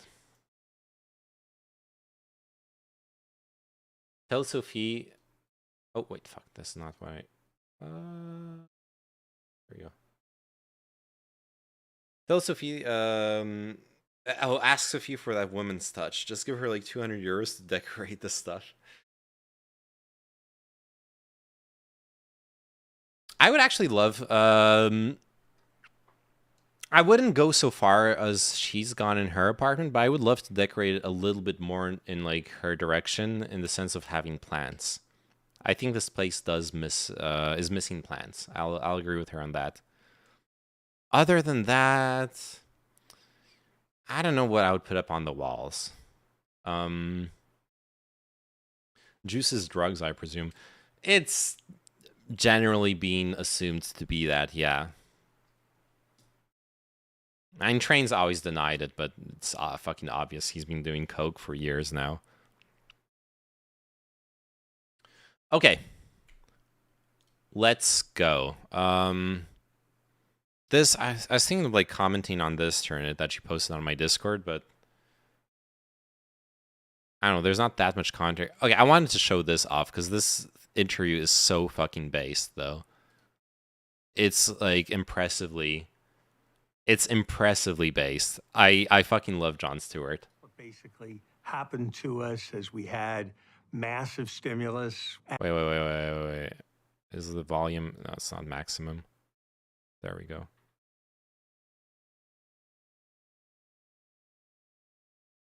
And an economy that could only produce so much. We had huge levels of demand. And so this is Jon Stewart interviewing, I forgot his name, concerning inflation. Obviously, inflation is a very relevant topic right now in the current state of the world. And what I love here, what you're gonna see, this is pre-watched. I'm sorry. He is so fucking good in this interview at just like deconstructing the bullshit economist talk and getting straight to the point. It's beautiful. Those huge levels of demand kept pushing up prices and pushing up wages. But ultimately, it was you put too much water in the bathtub overflows. You put too much demand into the economy, and you get high and rising prices. But the San Francisco Fed says That is, demand is maybe 30 to 35% of the inflation. Wages are really around 20% of the inflation. There's a huge corporate profit aspect to it. There's a huge supply chain aspect to it. But our method for controlling it seems really much more focused on wages and employment. So obviously, for those who haven't been following the discussions around inflation, what he's referring to is that the only tool we are really seeing from most countries when it comes to controlling the rampant inflation right now is demand side, meaning specifically interest rates. We've been raising interest rates in order to reduce the amount of money flowing around in the economy in order to reduce demand for goods. Since if people have more money, they have less money to offer for products, which means that the invisible hand of the market will lower prices so that products can still be sold. But Jon Stewart came prepared to an interview. The demand is not that much of a problem when it comes to inflation. There are other factors at play. Certain sicknesses you can have where there's a drug and it has side effects. And everybody hates the side effects, and no doctor wants their patient to suffer the side effects. But if you don't address the sickness, you're going to have a bigger problem down the road. But the stock market assets have gone up 150%. CEO pay has gone up 1,500%. And this is something I've been talking about for a while during COVID and post-COVID. It's crazy how investment assets have gone up in value during a time of crisis. I think that was honestly the biggest tell of the inflation we were going to be hit with. It wasn't going to happen right away, but when you have that much money sitting around in being pumped into investment, basically what are just investment vehicles, yeah, you're like people are fucking throwing money around, and that leads to like higher values and higher prices, and the rise in valuation was insane. Inflation bad? Question mark. If you want your money in your bank account to be worthless, then it's actually good. Depends on what you were trying to accomplish. Workers' wages haven't gone up at all. I think you're misdiagnosing the sickness. First, John, inequality is a terrible. And like concerning the interview, this is so good. Like Jon Stewart's like, well, no. Here are those facts. Investment assets, specifically stock values, have gone up. So there's all this. Oh my fucking god, that was so loud. There was all this monetary value going around, but wages haven't really gone up. They've barely budged. So no, actually, you're and then he's throwing back the language at the economist of this like diagnosis analogy at him. No, you're misdiagnosing the sickness. The most serious problem the American economy has been the cleavages between those like you and me who are very fortunate. That's why we need a strategy of strengthening labor power. And now this guy's actually just fucking virtue signaling at this point, right? He's like, oh yeah, you're right, like without addressing the point, because Jon Stewart made a very specific point, which is that profits and corporate values have gone up, wages haven't. So how are you blaming inflation on wages? It's like a question. It's an actual question, very direct, very simple. And this guy's now like jerking himself off. He's jerking himself off to like, oh yeah, wealth inequality is so bad. We really should do something to address it. My brother in Christ. In the economy. The question, though, is it an issue that somebody whose control is over setting interest rates and printing money can do much about?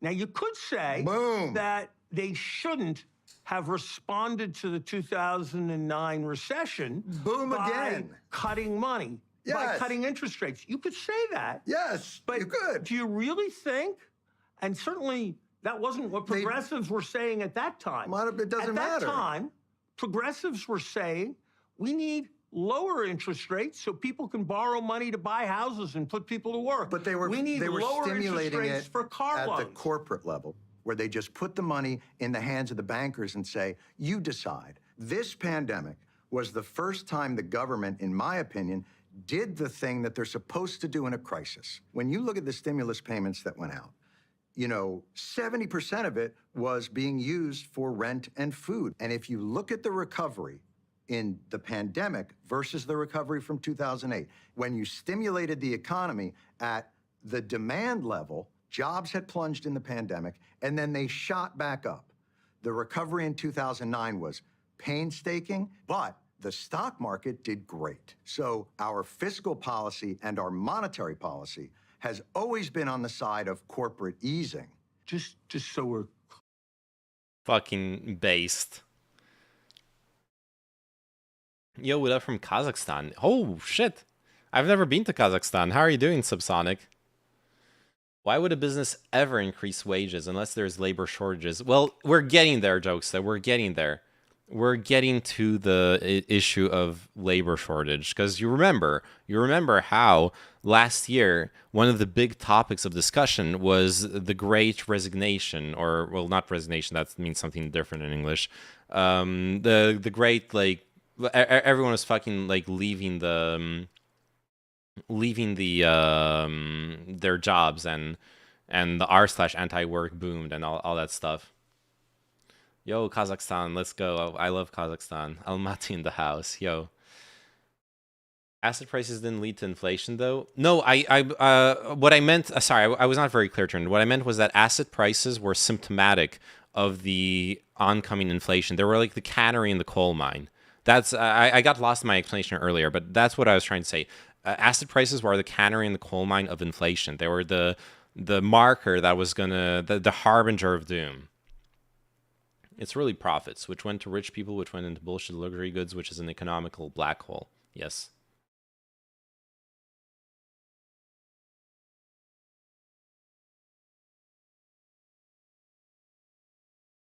All right, back to the interview. Yes.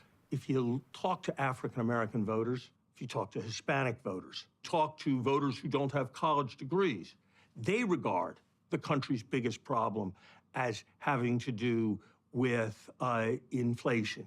So while you may see this as having been tremendously successful, also, once again, virtue signaling, right? He's explicitly citing minority groups as like an argument of populist authority. It's not quite an argument of authority, but it's like an argument of populist authority against Jon Stewart. He did it a bit earlier as well. He's trying to portray Jon Stewart as this elite, as this disconnected elite. He said earlier, like, you and I are rich, right? Huh? As in, you don't have anything to say to those people suffering from inflation, but he somehow does. It's fucked up. All I know is Kazakhstan needs to leave the CSTO and Eurasian Economic Union ASAP and join the EU and NATO. I don't know if I wouldn't go that far, but Kazakhstan has definitely been doing that already, right? Kazakhstan has been taking a lot of distance with the Russian, with Putin's Russia, right? Kazakhstan has been kind of a refugee state for Russians who didn't want to be pressed into the army. But I don't think Kazakhstan should do more. The problem is, like, in ideals, sure, why not? In reality, you have to deal with the truth that you are still a neighbor to Russia. You shouldn't be a vassal state to Putin's Kremlin, and you've done a great job at separating yourself from that since the current Ukraine situation. But I don't think you can politically afford to do more than what you've been doing, honestly. Maybe you can, but I think that would be dangerous for the people of Kazakhstan. I think Kazakhstan is one of those countries that, honestly, for your own self-interest, you need to learn to play both sides.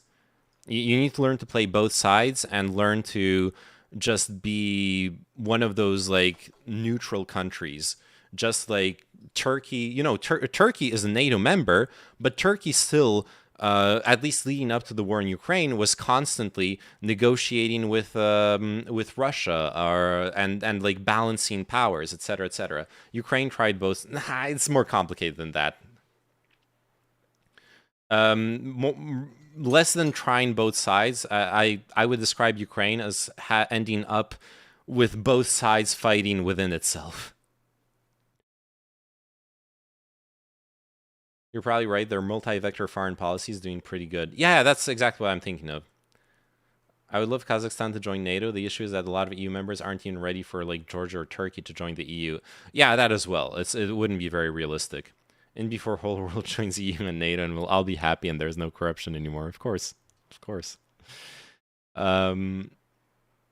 There's this paradox in international organizations. Oh god, this tangent is like killing the video viewing. Anyways, there's this paradox in international organizations where, like, look at the EU. The EU has been immensely effective and an amazing project, but the more countries are within the EU, the harder it is to reach consensus and the less effective it is. The bigger it is, the more influential it is, but it's less effective at actually passing policy. There's like this de facto nature of it. I feel like a worldwide EU or NATO would have no power. It would be like the United Nations. It would just be a forum for people to jerk themselves off, for ambassadors to jerk each other off. But it would have no actual praxis in real world relations between countries. There's a lot of clowns in the EU as well, very clownish leadership. The wealth is the cause of EU and NATO, not the reverse. That's not what I'm not talking about wealth here in it. I'm talking about the EU as a project for European peace. The EU as a project for European peace has been a resounding success. Like post World War II, that was the idea. Create partnership, economic partnership between France and Germany, and hopefully more European countries, in order to guarantee their combined, that their interests are intertwined, so that they will never fight each other, because that would go against everyone's interest. As such, it's a success. I don't see a way, I don't see a reason to criticize that aspect of the EU, unless you want to just be like contrarian and reactionary against it. Fellow Americans who don't live as comfortably as you and I do have a lot of questions, John, about what's happened.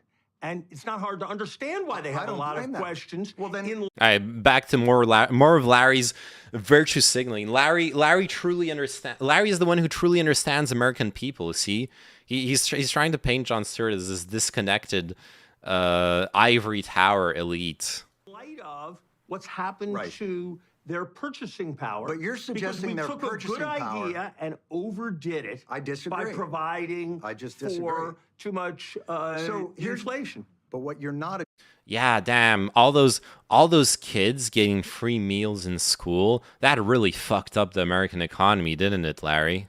Addressing is not all of inflation was stimulus. The tools that we have. Okay, that was me virtue signaling, by the way. I did the kids thing. I did the think about the kids thing. I did it.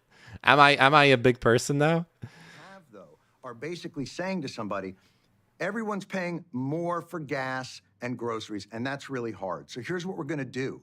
We're going to throw 10 million of them out of work so that we all don't have to share that burden. Why aren't we attacking corporate profit in any way? Because that's been estimated to be 30% of inflation, 40% of inflation. Boom. I think it's a tenable view that all of a sudden corporations became greedy. Of course there's monopolies in the economy, John, and we should be for They've been much bragging more about it on much more aggressive calls. than we were. Yeah, I don't know what either of them are saying.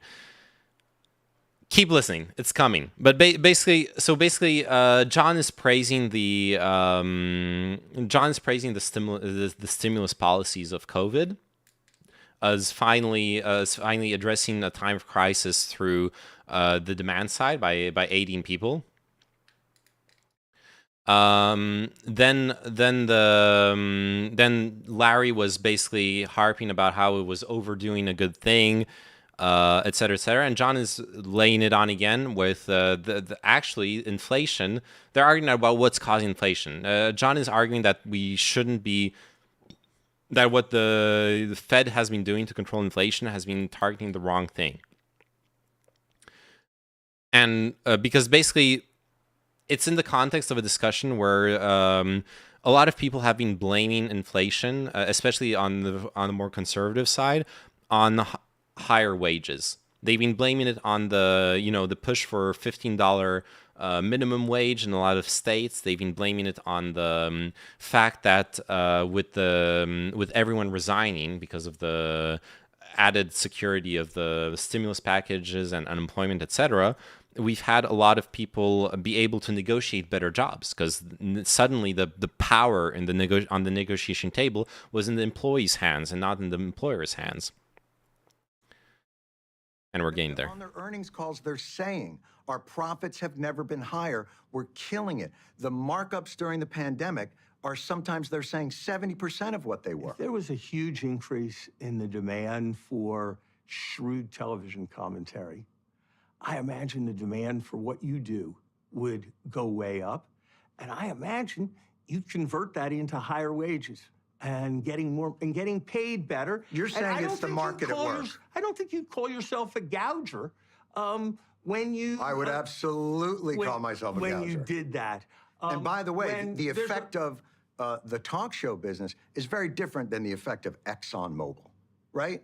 I mean, let's be fair.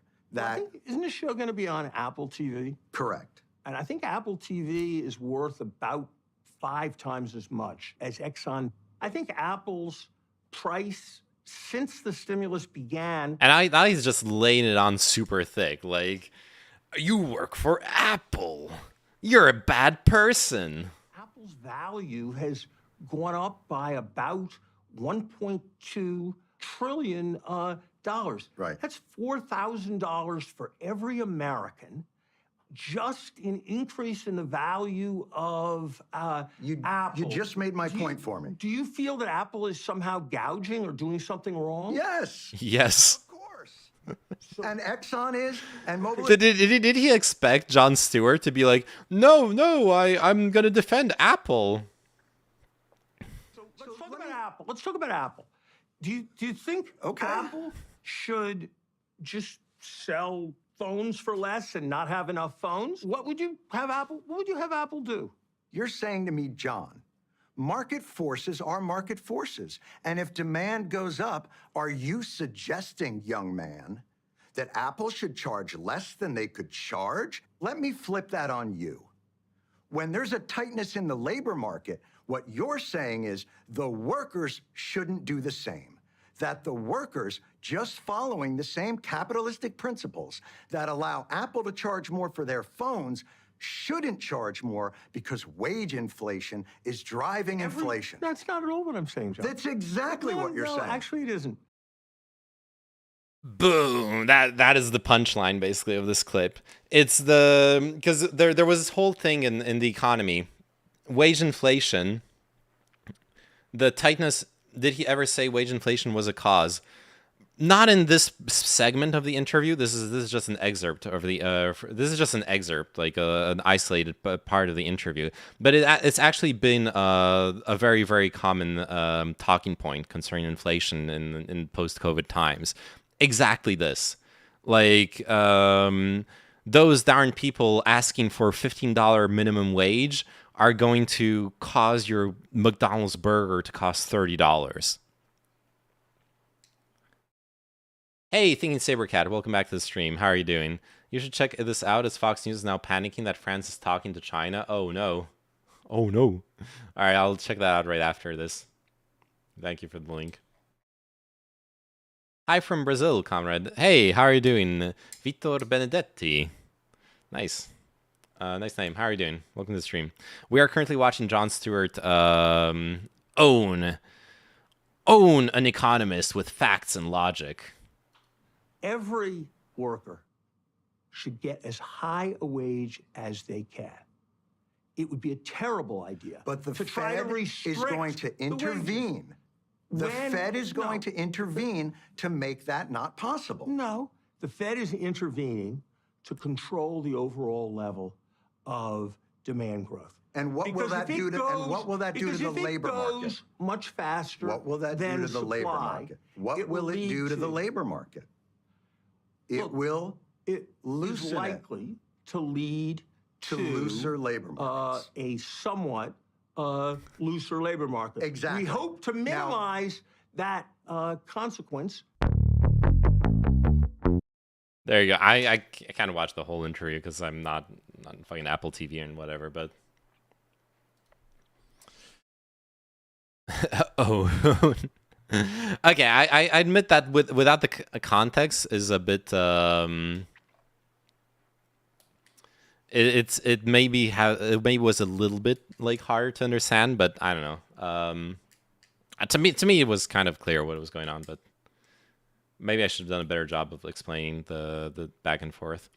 Doesn't it make sense to raise minimum wage when you have labor shortage like the US? Yeah, it does. It actually does. I haven't had my pay raise yet, and the railway is so badly managed. We're now running out of trains because the Brexit means the parts needed to maintain trains are too expensive. You live in the UK, right? From what you're saying, talking about Brexit.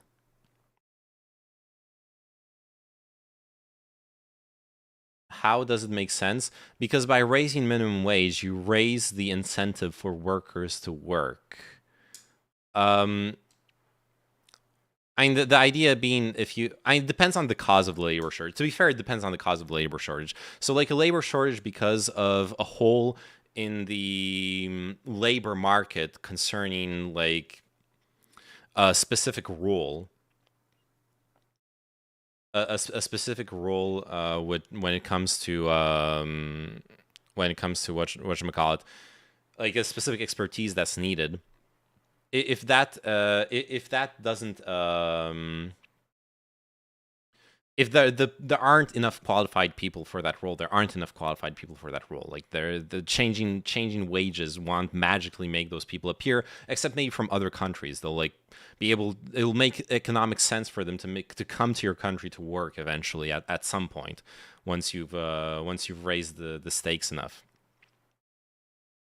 Or for people to like retrain in order to fulfill that job market demand, etc., etc. But it'll take some time. Or move certain businesses overseas, yeah. But if the shortage is because you have unemployed people, and those unemployed people don't see those jobs as worth their while, then yes, raising the wages will make those jobs more worth their while. Like, I'll take an extreme example that's obviously not going to happen in reality, but imagine this. Okay, I have a little bit of experience as a software developer. I can work as a software developer and make X amount of money. Now, if there's really a shortage in, say, the service industry, like restaurants cannot hire waiters, maybe if I could make more money or as much money being a waiter, fuck it, maybe I would rather be a waiter. Obviously, that's not going to happen, but that would be one example. And then you would suddenly have, more people view that as a career path. Unemployment is at an all-time low. This is once again, this interview concerns the specific. This once again concerns the specific dynamics of the labor market that happened after COVID. Post-COVID, there was a lot of people who didn't want to go back to work. They didn't want to go back to the drudgery of their job, suffer through the problems at work, etc., for limited pay. There was a bit of a societal shift that happened there. That is at the core of this topic.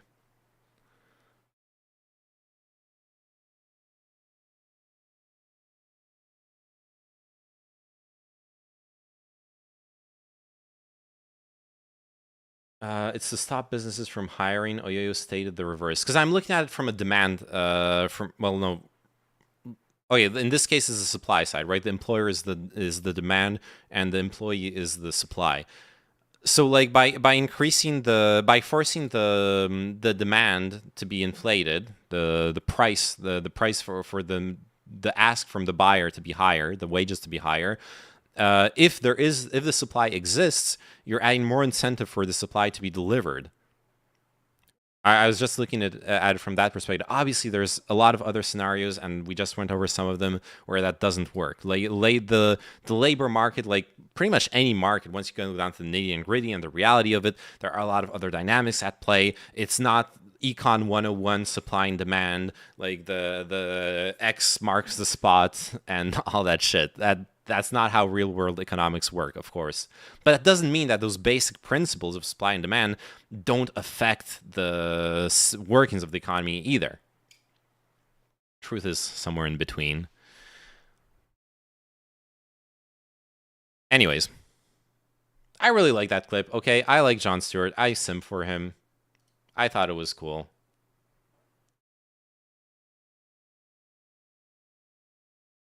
Let's watch the Barbie trailer. I've been missing out on a lot of pop culture stuff. Okay, you want to come watch it? So if you wanted to watch it with me, like NAFTA creating outsourcing, but it'll pay off for Americans in 3 to 5 generations, 60 to 100 years. That was Larry Summers too. Oh, in the sense of like cheaper goods.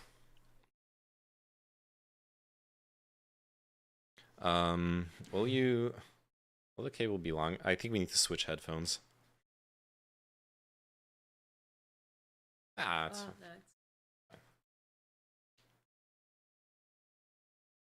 I am streamer man. I am in front. Ooga booga. Me superior. That one goes straight into the cringe compilation, right there. In the sense of creating a cheaper, more efficient market, which could be cheaper goods. Yeah, I get it. Yeah, that's why I understood it as. Oh god, I love Margot. Okay, a little preface to this. I love Margot Robbie. I don't know if that's like the right way to say her name in English. I love her. Especially, I think she basically carried the like newer Harley Quinn movies all by herself, and she's amazing in them. But after seeing her in Babylon, I'm very, very afraid that she's one of those actresses who's gonna end up just like always playing the same role. She's always the manic pixie dream girl in every single role I've seen her in. The new generation. Yeah. Yeah, and like. I'm afraid this is going to be this. I still want to watch that movie because Ryan Gosling, Margot Robbie. It seems to be like ironic and whatever. I don't know. I haven't seen the trailer yet. Let's see.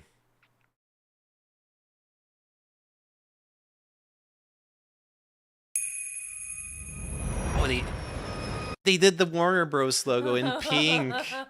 Are you feeling your woman jeans tingling? Yeah, my girly jeans. Is your vagina tingling? you would heard it by now. I would have heard it. Yes. Oh god. Barbie Land, nice. Wow.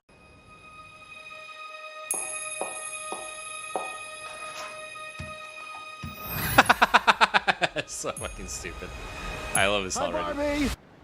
Hi, Ken. Hi, Barbie. Hi, Barbie. Hi, Barbie. Hi, Barbie. Hi, Barbie. Hi, Barbie. Hi, Ken. Hi, Ken. Fuck. They're all Barbie and Ken, of course they are. Yeah. Of course. I'm loving this. I'm honestly loving this. I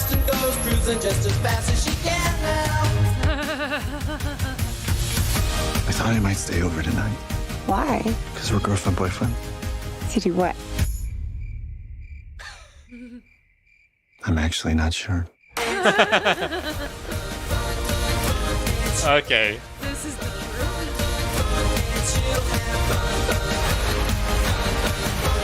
Okay, ladies, let's do this.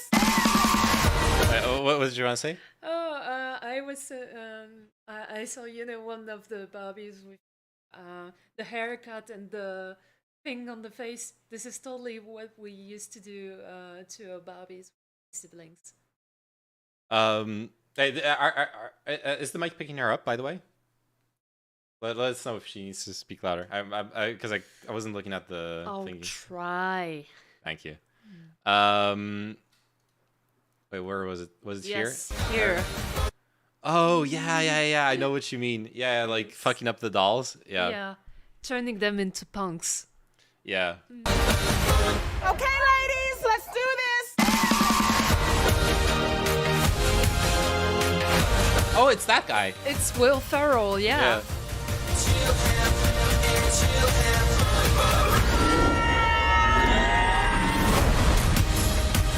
What are you doing here? I'm coming with you. Did you bring your rollerblades? I literally go nowhere without them. Oh, looks like this beach was a little too much beach for you, Ken. If I wasn't severely injured, I would beach you off right now, Ken. I'll beach off with you any day, Ken. Anyone who wants to beach him off has to beach me off first. I will beach both of you off at the same time. Beach both of us off? Nobody's gonna beach anyone off. Okay. Do not cut. Okay, good things. Margot Robbie is not playing Harley Quinn. She doesn't seem to be actually playing Harley Quinn. What the fuck is the story going to be about? I'm not sure. Like, how long is the movie going to be? Because like, if it's just gags, it still can be a good movie. But like, is there actually going to be a story? There's Helen Mirren in the movie. Oh yeah, her name is there. I don't know who that is. This is this all British actress. Okay. There's a second trailer too. Wait, no. I have an existential question. Yeah. I wonder if the Kenmen have nipples on their chests. I don't know. I've never had Barbie dolls, so. We do had, and they didn't have it. Okay. Oh, will they hide the nipples on? Okay, yeah, Yes. I get what you're asking. Yeah. Okay. We were more into My Little Pony, not really into Barbie, so. Let's look at the trailer too. Wait, no, this is the trailer we just watched. Never mind. I guess it is. Okay. Oh, that's from 3 months ago. Oh, this is the other one, the one below. Wait, this is the French one. No, this is the French one, yeah. Yeah. This is a different trailer, right? Since the beginning of time. Since the first little girl ever existed, there have been... What the fuck? Is this a meta thing? No, this is not. this is the old no, trailer because too. this comes from Babylon. Yeah, this is from. Oh yeah, this is some weird like edit. This is stupid edit too. Oh no, this is not from Babylon. And the this audio is from. From Once Upon a Time in Hollywood. Yeah. But it's also like the audio at the beginning is from the old trailer. Oh.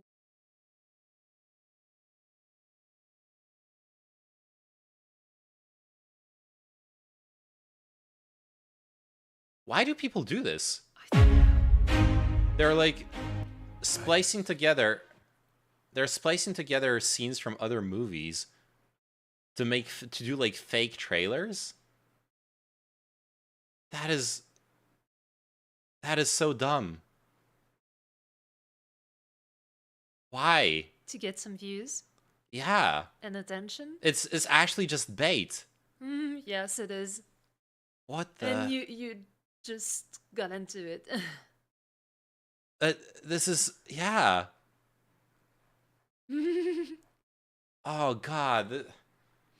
Oh god, I hate the internet. I guess we discovered a new thing. It's all about fake stuff now, constantly, and even when it's like knowingly fake, it's still profitable to like bait people and make them bad about it being fake. I hate this world. It reminds me of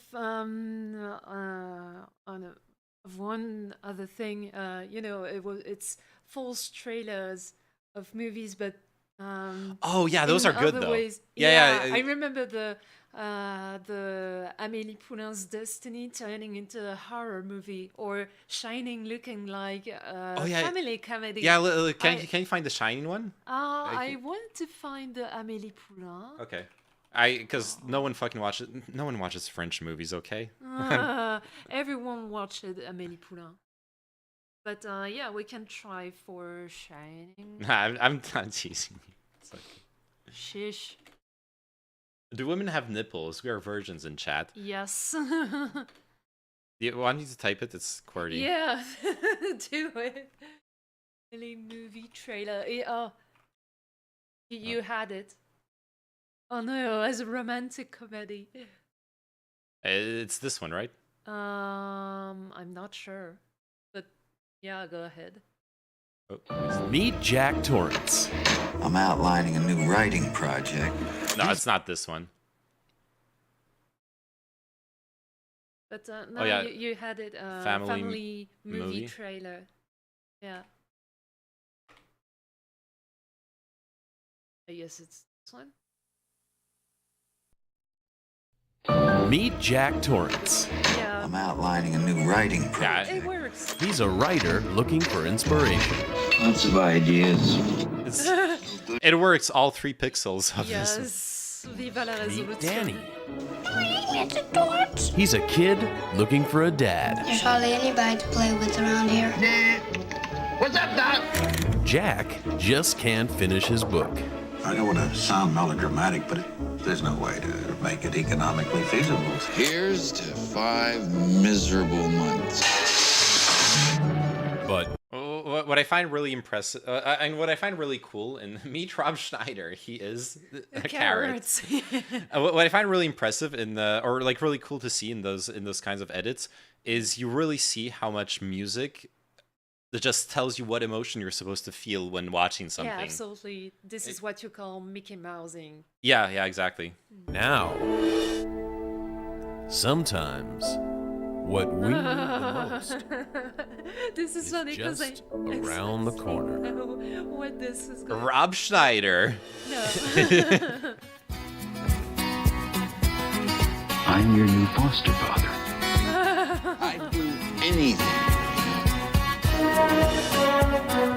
Climbing up on Salisbury Hill, I could see the city light. My heart going boom, boom, boom. Son, he said, grab your things, I've come to take you home. Shiny. Beautiful. It's funny because I read the book and I saw the movie and I know which frame is referring to. Yeah, which is which? Oh yeah, absolutely. Oh, you have Elfrika as a Elfrika trailer. as a thriller. Oh Yeah. god, I wanted to look at see the Mary Poppins one. Oh yeah, it is amazing. It's amazing for sure.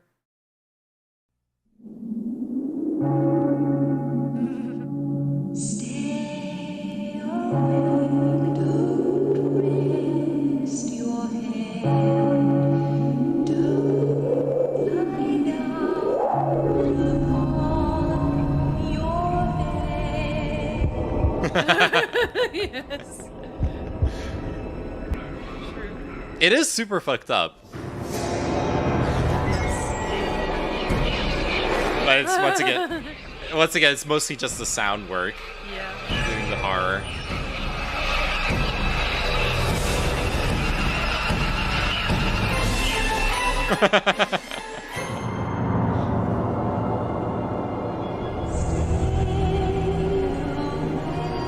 Scary Mary. Yes. All right. Best video trailer. Rob Schneider is a Wall Street executive with everything going for him. Only problem is, he's about to become a carrot. Oh no! is 24-karat comedy. Rob Schneider is a carrot. Rated PG-13. Yes. We knew the joke, Chinchilla. Thank you. Thank you for linking us that important part of pop culture reference. Because no one watches this very obscure show for intellectuals called South Park. I didn't know Very that reference. Wait, you really did? Okay. No. Okay, never mind. Good job. Good job. God damn it. Oh no. Get wrecked. Yeah, I got destroyed in that debate. Oopsie. Okay, Sophie, stay here. We need your female expertise for another video. What? This is one that's been linked to me basically like a long time ago, like 2 or 3 months ago. I still haven't watched it. But I've been wanting to watch it for a while. How long does it take for the average woman to orgasm? Scientifically proven. Have you ever wondered how long it takes the average woman to reach climax? I'm Dr. Rena Malik, your bath and Now- the roses and Now, I guess I'm gonna rectal out this video. yes. Yeah. The reality is, you should show Sophie some red pill stuff. Oh yeah, that would be actually be a good idea. If you have specific suggestions, link them for sure. No, what I wanted to say is, Yes. Yes. no one here has ever made a woman orgasm. Okay, so we have no expertise on the topic. We have no info. I should just youth chat for this video. urologist and pelvic surgeon, and today we're going to talk about what the average length of time it takes for females to orgasm. If you're new here, I make urologic content every week, Monday and Friday, making videos on bladder health, sexual health, and so much. Yes, this is a uterus. Yeah, a uterus and a wine glass at the same time. This is like ultimate wine mom energy. Yes. But But it looks nice, actually. Okay, on the I'll start to put up like penis posters. Yeah, you should. Yeah, that'll be great. Yeah, I need more decoration, right? So you'll get TOS on Twitch. Much more. If you like what you see, make sure you subscribe and share this channel with your friends. This is her logo. That's her logo. Yeah. Okay. Oh, because she's a urologist and Yes. pelvic surgeon. Oh, it's a pelvis, and this is Oh, yeah, and this is the the bladder. bladder, yeah. Okay. It does kind of look like a uterus, though, which is filled of... I assumed wine because I'm a misogynist, and when I see like a liquid and a woman, I just assume she's a wine mom. But here, this is white wine, mom. What? This is white wine. That still works. Yes. Are you saying wine moms are always white? That's racist and also true. Weird fucking logo, TBH. Her bladder is full of wine. All right. I got this wild theory: some women come quickly, others never come. Well, I know no women come to you. Am I right? Got him. So how do we know what is normal or average? Well, in fact, there's been a couple of studies looking at how long it takes women to reach climax. The first study was done in the United States and Hungary with a community-based sample of over 2,000 women. They asked these women how long... What is with the stock footage? Like the bath, and now the women like... Hey, we're orgasming in the park. BFF orgasming. Oh God. They estimated it took them to reach orgasm during partnered sex, during masturbatory sex, and if they had any difficulties with orgasm. And so all of these 2,300 women were given a survey asking about their medical history, their sexual history, their typical information about orgasm and arousal, as well as any orgasmic difficulties. And what they found was that orgasmic difficulties were more common in women who had anxiety and depression and also had a partner. Of those 2,300 women, only 8% said they never masturbated. Wow. Orgasm is harder to achieve when you have anxiety and depression. Really? Wow. Wow. Yeah. Mind fucking blown. Yes. And what they found was that the average time to reach climax in women with a partner was about 14 minutes. However, when they masturbated on their own, that time was about 8 minutes. So what does that tell me? Well, women are doing a better job pleasing themselves during masturbation because they clearly know what they enjoy. If you've watched my video about Okay. Want to time how fast I masturbate compared to Yes, let's do a competition. I know what I enjoy. Me too, so do I. Like, yeah, no shit. That's not a ooh, men suck at sex. That's everyone's better at pleasing themselves. It's normal. Yeah, but I wanted to do that anyway. female anatomy, you'll know that the clitoris is actually homologous to the penis in development for both men and women, or penis owners and vulva owners. All right, she said the clitoris is homo to the penis. So once again confirming that sex with women is gay. Yes, touching pee. Yes.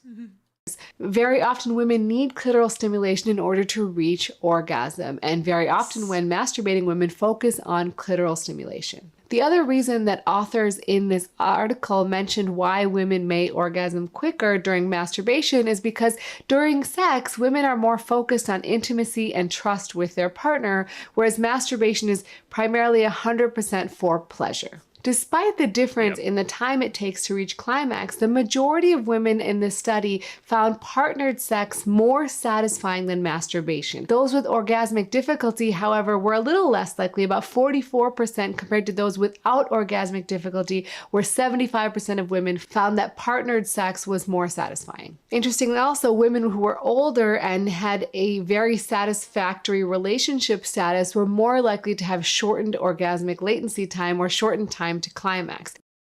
Yeah, almost as if spending 4 years with someone, you start to know how to make them come. I think you do, yeah. Yeah. Wow, sex with a partner, but it feels better than just flicking the bean. I know, incredible. This makes sense, right? Women who are older or been in a relationship that they're happy in can communicate better what they like and understand their bodies a little bit better, so they can reach orgasm more quickly. And as one might expect, longer time to orgasm was associated with distress and difficulty with arousal. Another study published in 2020 actually took it a step further. I've actually been there, like struggling to orgasm. Is she Captain Obvious? Yeah, like struggling. This is just bait, right? This is another fucking bait video. Like, I guess it is. Isn't? Is there an index on the video? I don't know. No. Oh.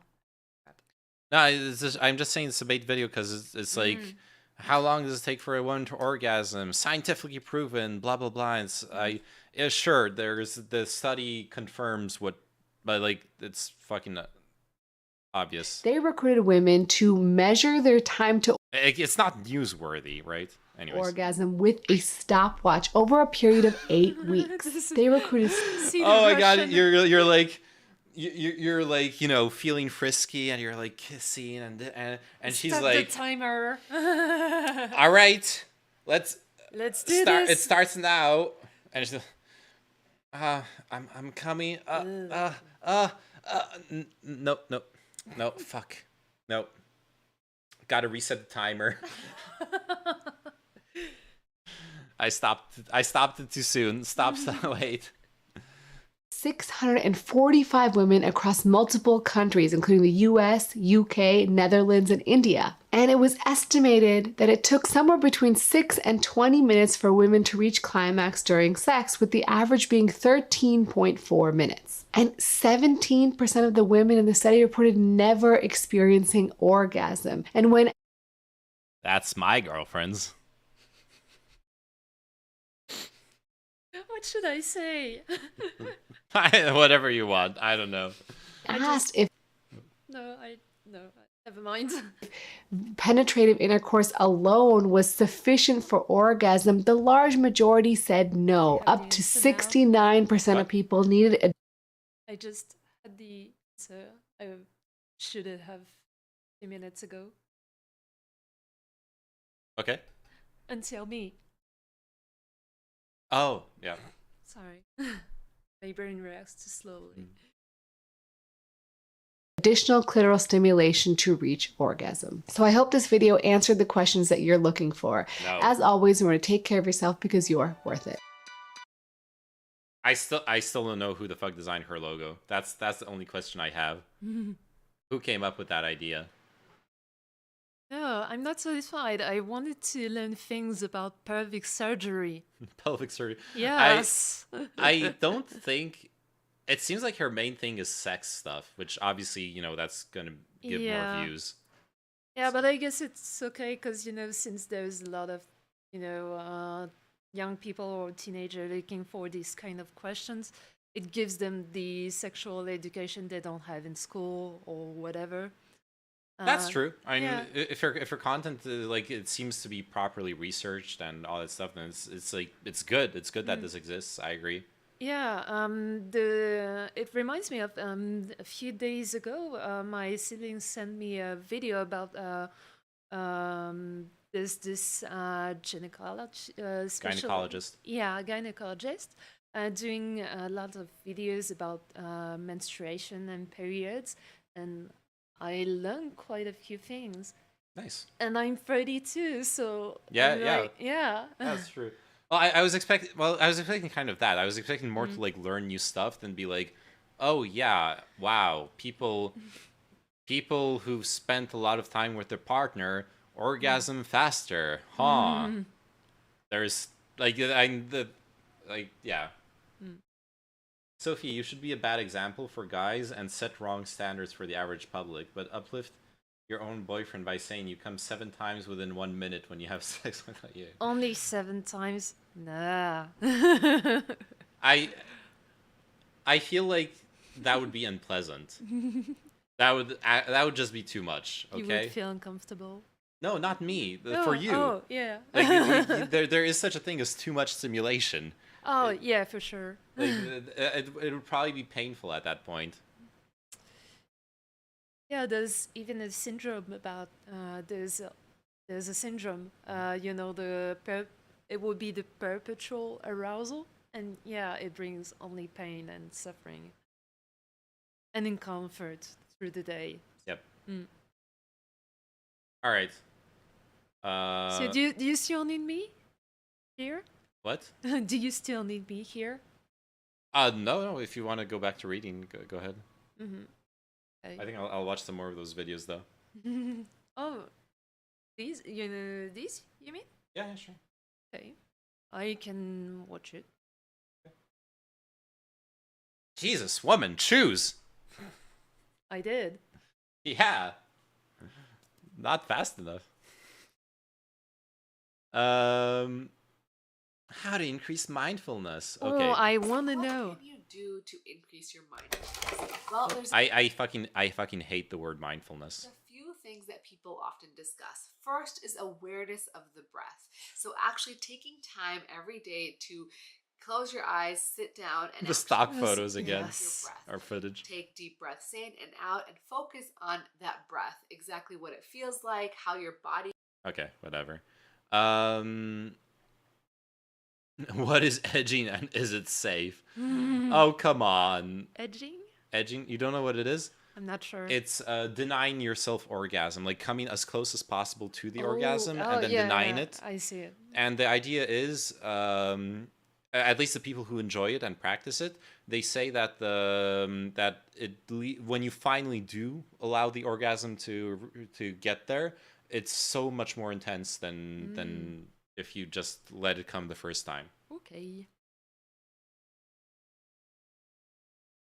Why your urine color is a warning sign you shouldn't ignore. Yeah, no shit. I was saying, yes, sure, of course. It's informational and people need it. I'm gonna make fun of it. I don't care.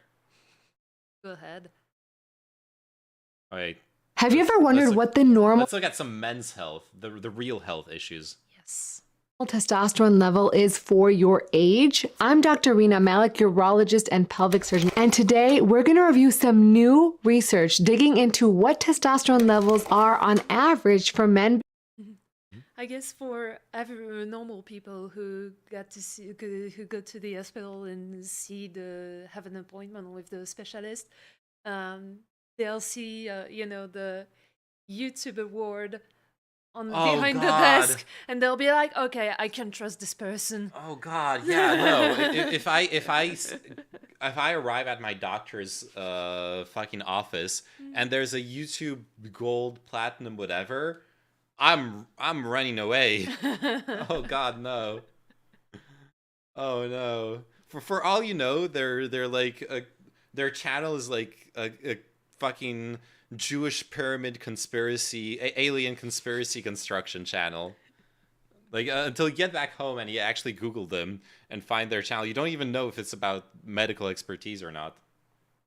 Which I probably is, but between the ages of 20 and 44. So according to the American Urological Association, low testosterone levels are less than 300 nanograms per deciliter. And in order to officially diagnose low testosterone, you have to have 2 serum total testosterone levels. Minecraft Let's Play channel, I think you get barred from the medical board for that, okay?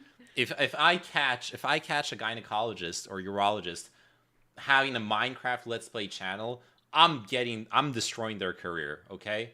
I'm doing it. I'm calling all their employers, all the clinics, all the hospitals, all the boards of ethics. They are toast. In the early morning. And we say early morning because among men...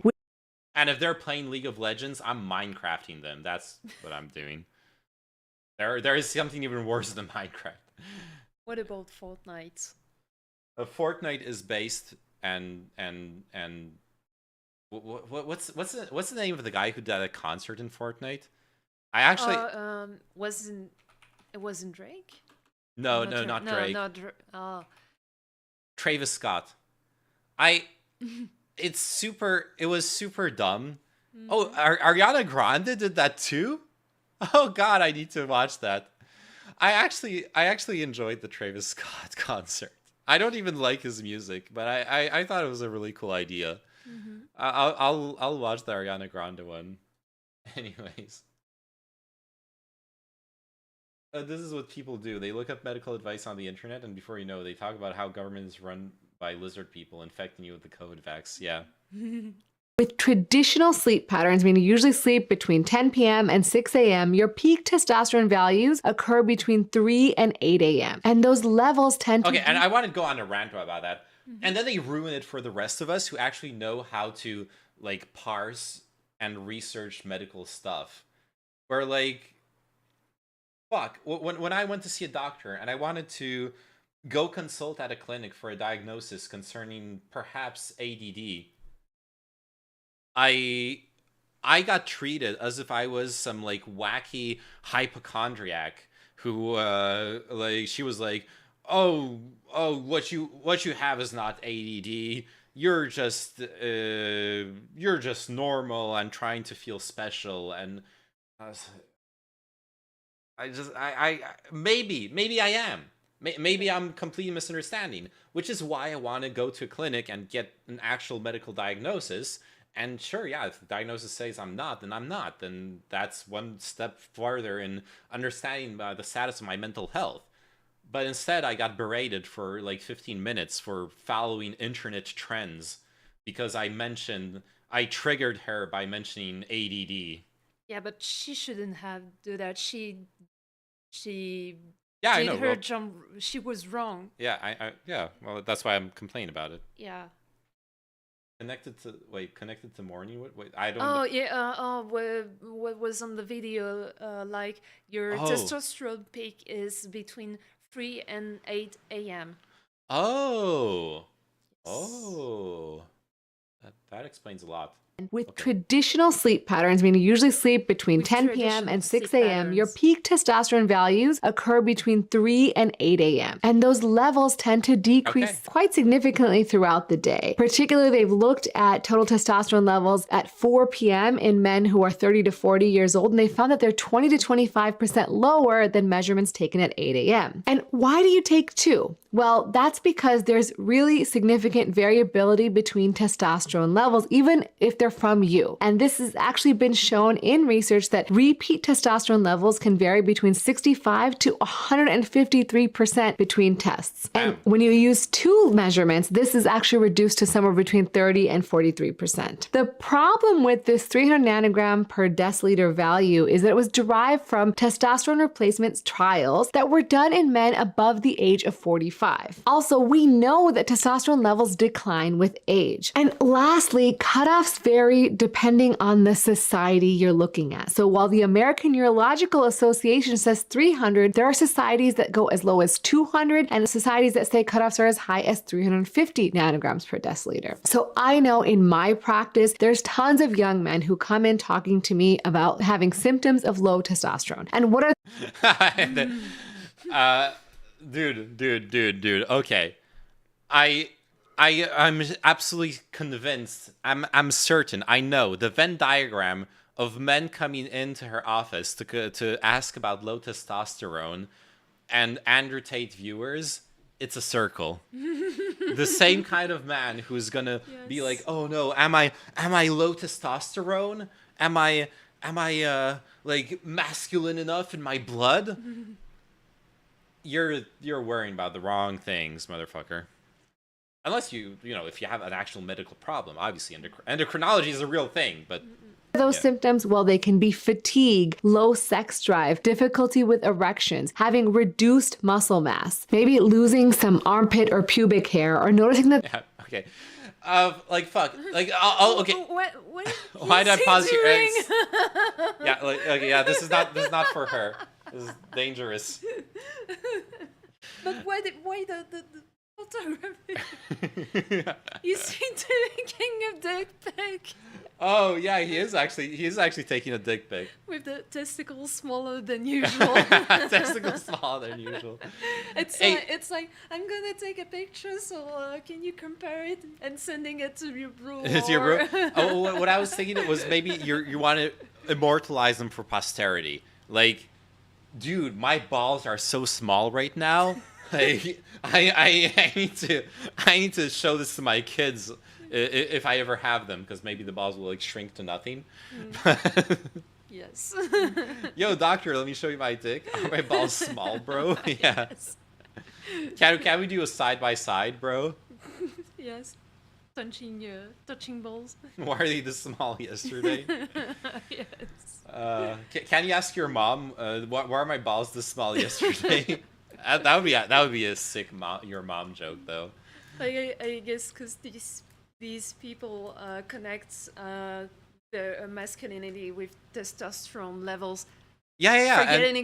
Forgetting it's more complicated than that. But a lot of people do that. Like Yeah. we've seen that with trans athletics and the issues around them. People conflate masculinity and hormone levels. Obviously, they're linked, they're correlated, but they're not directly proportional. More testosterone does not make it more masculine. One of the most interesting statistics I've seen when researching trans athletics was that actually some of the most like strength-based, most masculine-dominated sports performance-wise have some of the lowest recorded testosterone levels. A lot of the athletes who are world tier athletes in weightlifting, for example, actually were underneath the Olympic Committee's testosterone levels that for the testosterone minimum for being like a male.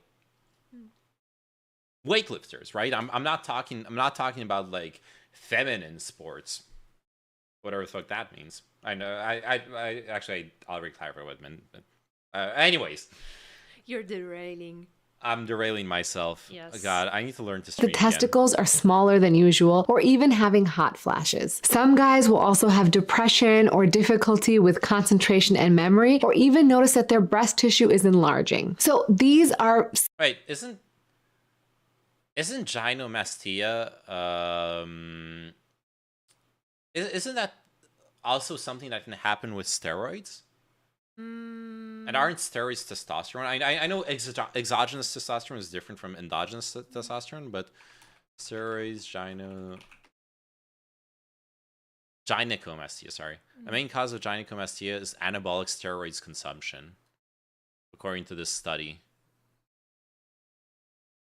proliferation of glandular component of male breast secondary, blah, blah, blah, imbalance in sexual hormones and mammary tissue. A main cause is anabolic steroids consumption. Few studies have been performed, blah, blah, blah, showing prior prevalence. We presented a case of bilateral gynecomastia secondary to anabolic steroids intake with partial... a patient with sportive habits and gynecomastia, an early suspicious diagnosis. Higher remission rate when you stop steroids. Okay. Smaller testicles also happen with roids.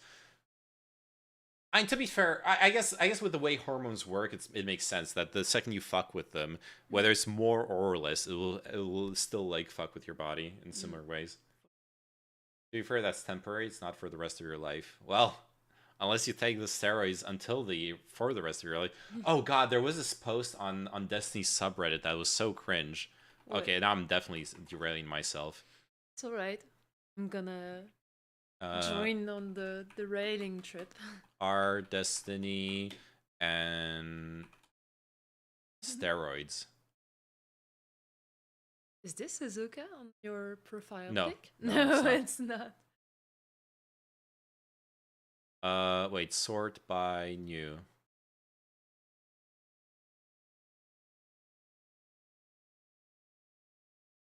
Wait, was it this one? No.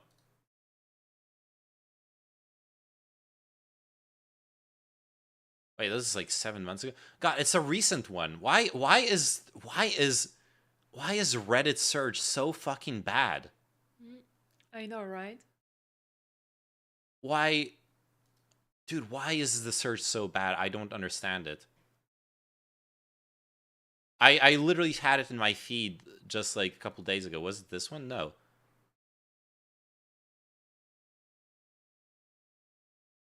Oh no, it was this one. It actually was this one. Me after watching Destiny fitness clips and realizing steroids are illegal in the UK for personal use. And then people like went into his post history. And no regrets when the heart suddenly stops, because you're gonna have a heart failure with steroids. Joke's on you. I've been a suicidal shut-in for a decade. Ha ha ha ha. And then people are like, dude, you need therapy, not steroids. Want to get jacked so I can intimidate my therapist like Tony Soprano did Dr. Milfy. Going into this, pseudo ironic persona thing. Like, dude's got issues. Dude's got actual fucking issues, and the solution he's finding is to just jack himself on roids. And there's like some serious cope in the thread too. Like, yes. Trust me, everyone is on gear. It's fine. Please learn the basics of stuff you talk about when people like bring up the health downsides of it. Less risks than eating at McDonald's twice a week. I don't know. Maybe there is a safe way to consume steroids to increase your muscle mass. I'm not an expert on this, but most of the consensus I've seen, and that's all I can go with, seems to be that's pretty fucking bad for your health. Yo! Thank you for the Prime sub, Neofade. Appreciate it a lot. Let's get those sub numbers back up. 2 weeks without streaming, I fell from like 21 down to like 6 subs. So we need to pump those numbers, pump those plates. With some steroids. Do steroids in Minecraft. I doubt he cares about his health. Well, clearly he doesn't, right? The thing is, and I did go through his post history when I saw this as well. I don't feel comfortable doing that on stream, but like. The ironic I'm a suicidal shut-in for a decade thing, like he actually discloses mental health issues in his post history.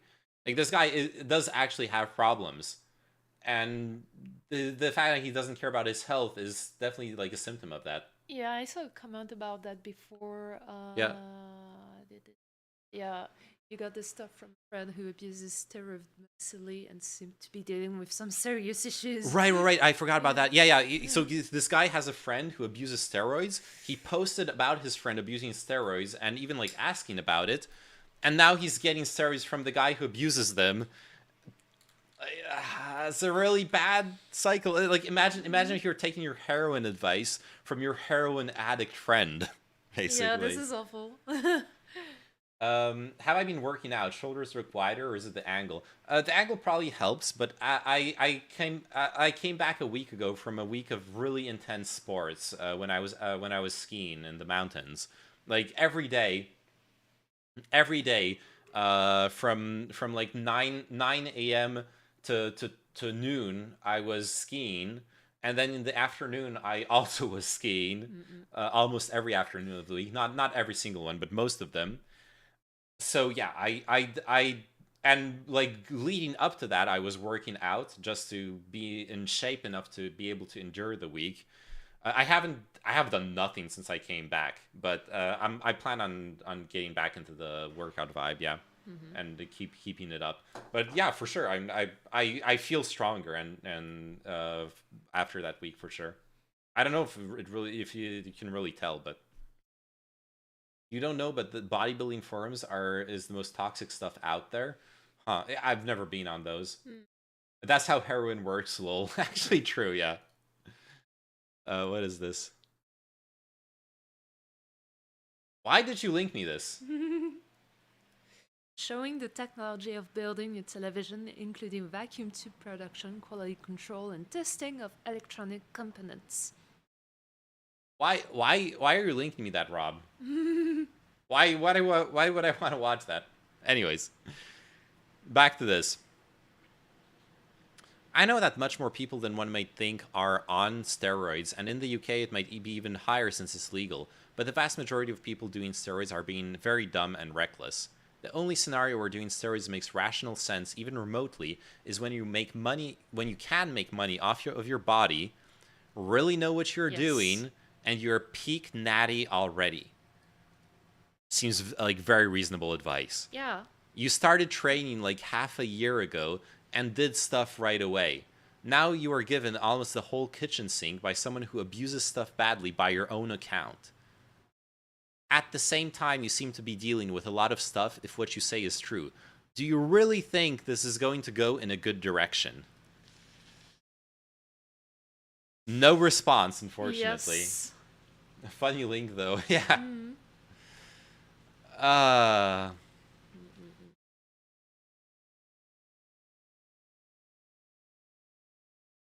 Cope, buddy.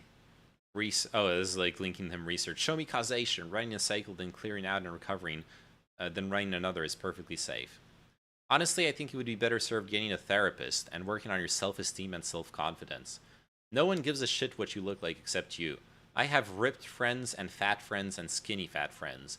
You know what they all have in common? Great personalities and the ability to care about others and hold a conversation. Ooh! Snap.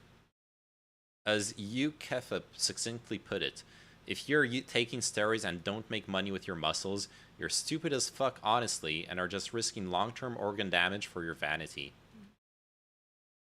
Yeah, that makes sense.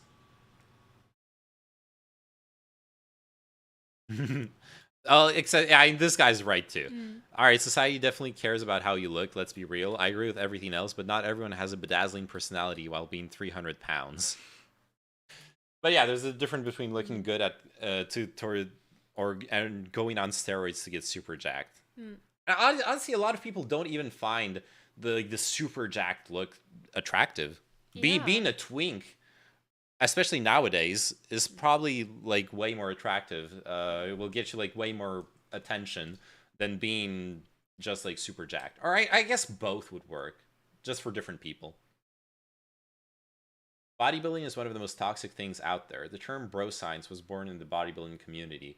Also, Destiny's bodybuilding community is fucking weird. They think everybody is on roids when they get big. Yeah, I've seen that in discussions as well, honestly.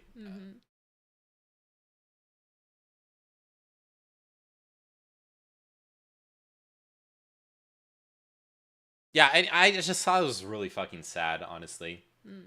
Bodybuilding isn't the sport. Total bullshit destroying your own body. I'm doing since years free fight and Chinese boxing. Natural muscles to know how to use and knowing how to use them is the key. Sorry for Marlene. No worries, no worries. Yeah, no, dude, you're good on you. Good on you for, being in shape and the discipline of martial arts. I'll throw in like all fighting combat as martial arts for the semantics. Oh my god, the comment. Aspirin is far deadlier than taking gear. People have no idea what they're talking about. Oh no. Okay, like I obviously aspirin is Yeah, if you take too much of it, but yeah, you do, like- you read the instructions and you be careful with that.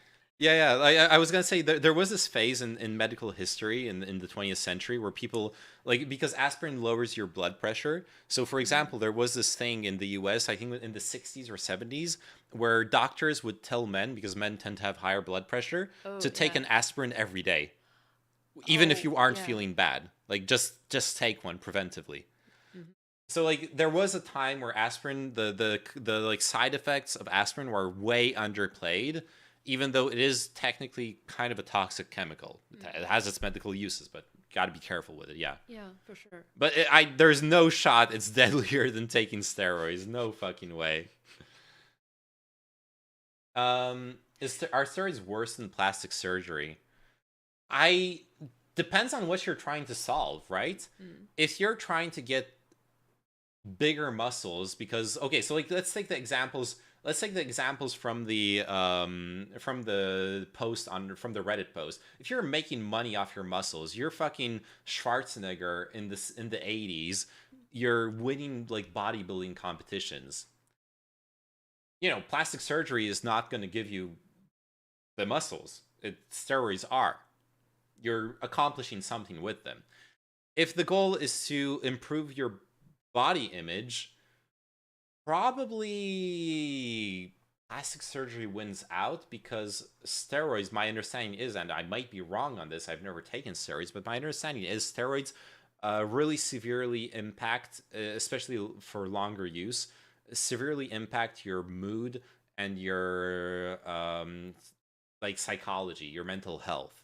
So if your goal is to fix your mental health, steroids are probably the last fucking thing you should be doing. You probably shouldn't be doing plastic surgery either, because at least when it comes to body dysmorphia, it seems that in most situations, from what I've read, when body dysmorphic people start changing their body to satisfy their body dysmorphia, it never ends. This is an endless cycle. Yeah. What they actually need is like an actual therapeutic process that will lead to closure of their dysmorphia, rather than trying to fix it physically. But if your issue is self-worth that doesn't go as far as body dysmorphia, it probably will help. I think there's nothing wrong. I think there's nothing wrong with going for like moderate in like the amount you do it. If you're going back to plastic surgery every fucking 2 years, you probably have a deeper problem. But if you're going to plastic surgery, like this is the body you want, and you get that body and you're okay with that, then you probably did a good thing for yourself. I think there's nothing wrong with that. Yeah, for sure. I know about synthol. I know about synthol, Chinchilla. I wasn't sure, technically it's plastic surgery. I wasn't going to refer to it because I don't think it's even allowed in bodybuilding, right? Is synthol injection allowed bodybuilding?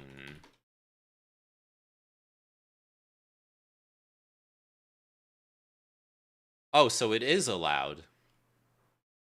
But with some side effects. Oh, the side effects are terrible. So synthol it basically allows you to so it's like a thing you can pump into your muscles to just like right away make them look big. The pictures are horrible. Yeah, Like, oh no! Oh my god! This is the bonhomme like, Michelin. This is the worst it can look like, basically. It looks like they've been stinged by a bee or a wasp. Yeah, or... it's basically just inflating the all of the tissue because it's oil. And so the problem is like at this level, there's so much oil in the tissue, it's going to cause circulation issues, and they can actually have necrosis of the muscle tissue. It can actually lead to very, very severe health problems. And obviously for a bodybuilding competition, if you look like this, that is clearly not like bodybuilding. Even though it's about the size of the muscles, my understanding, it's still also about the aesthetic of the body. Yes. So if you look like this, you're not winning any competitions. Yeah. So much for basically so little. Oh my god. Yeah, but I imagine if you just do a little bit and you're already very like well built, I could see it improving your performance in bodybuilding. Yeah. If you go moderate on it, if you don't go too far, like all of those are going way too fucking far. Yeah. Oops.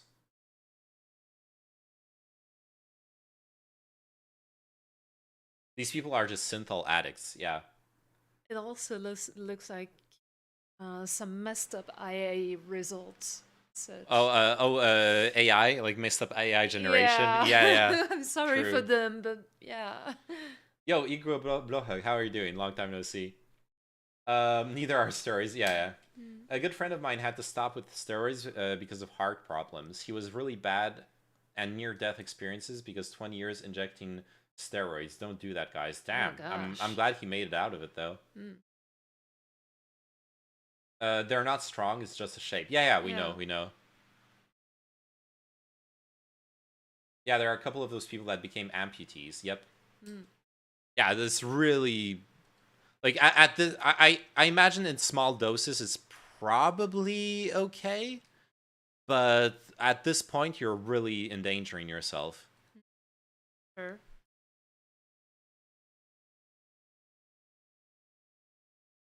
Good, yeah.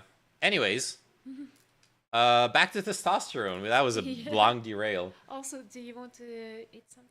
Oh yeah, can you order something? Yeah, for sure. What do you want? You're gonna hate me. I want the udon noodles again. Are you okay with eating Asian food?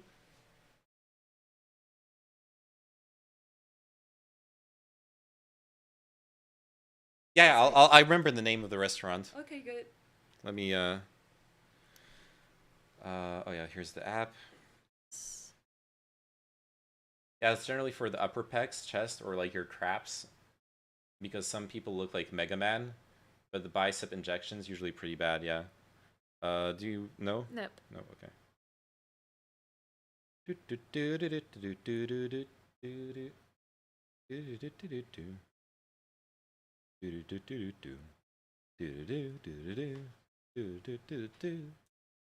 Let's. Asian food is always a good choice, dude. We discovered this restaurant. It's like the best of both worlds. I've fallen in love with udon noodles ever since after like going to this after going to this place that was what was it, this place? Oh no, it wasn't. No, this. it's not. It's not. Huh. Okay. Is it satsu? I don't remember the name of the dish.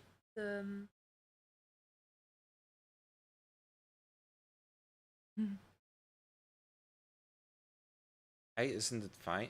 That's weird. Yeah, anyways, I've fallen in love with udon noodles. Let's go full screen. I've fallen in love with udon noodles because of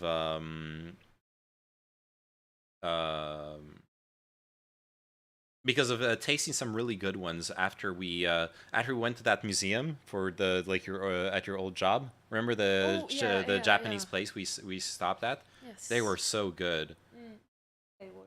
And I've had a craving for them ever since then, basically. I'm just a sucker for Asian food. I grew up in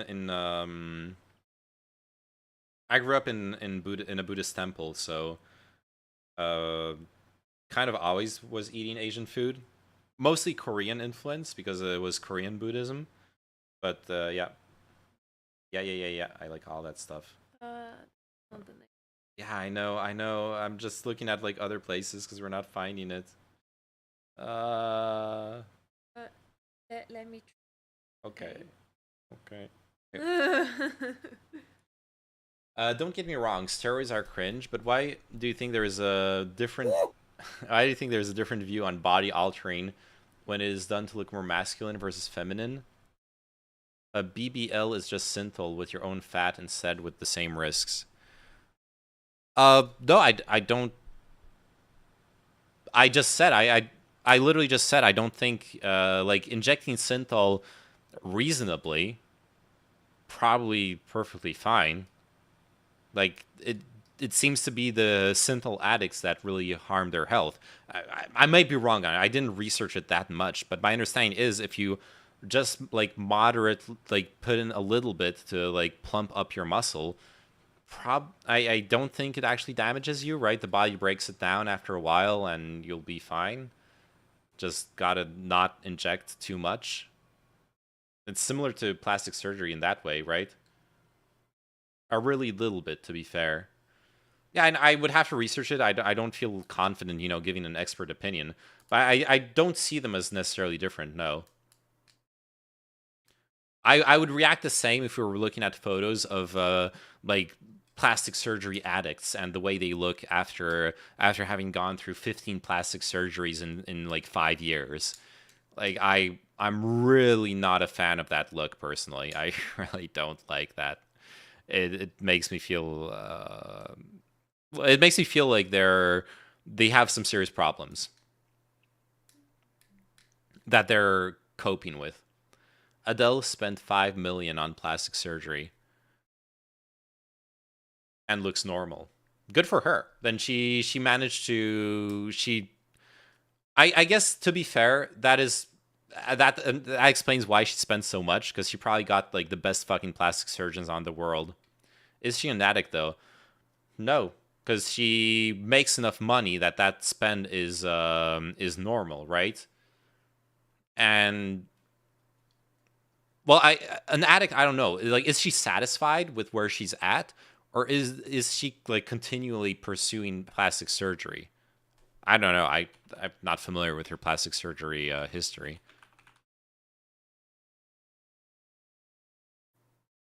Like, if you're never satisfied with how you look, then maybe the solution isn't to keep changing how you look, right? But if at some point you're satisfied, then good for her. Like, I don't know.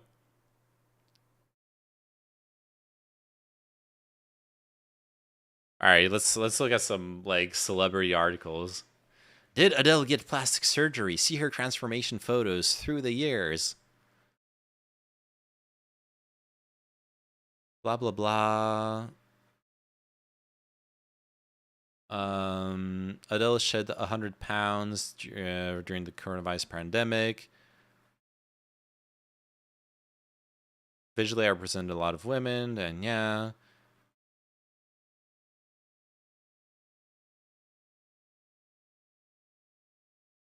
Oh, because she's denying. Oh, she's denied receiving plastic surgery, according to this article.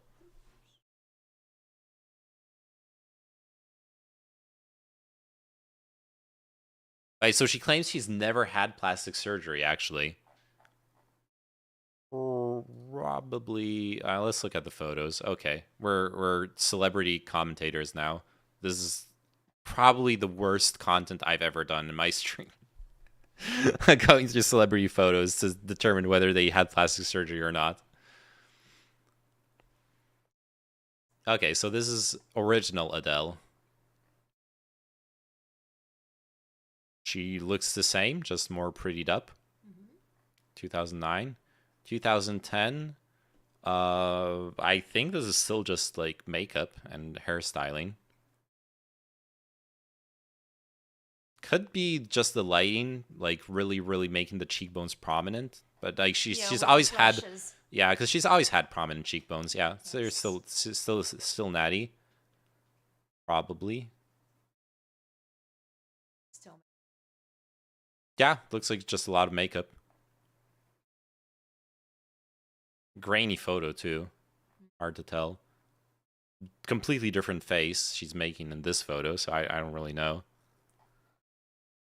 Still makeup. Makeup.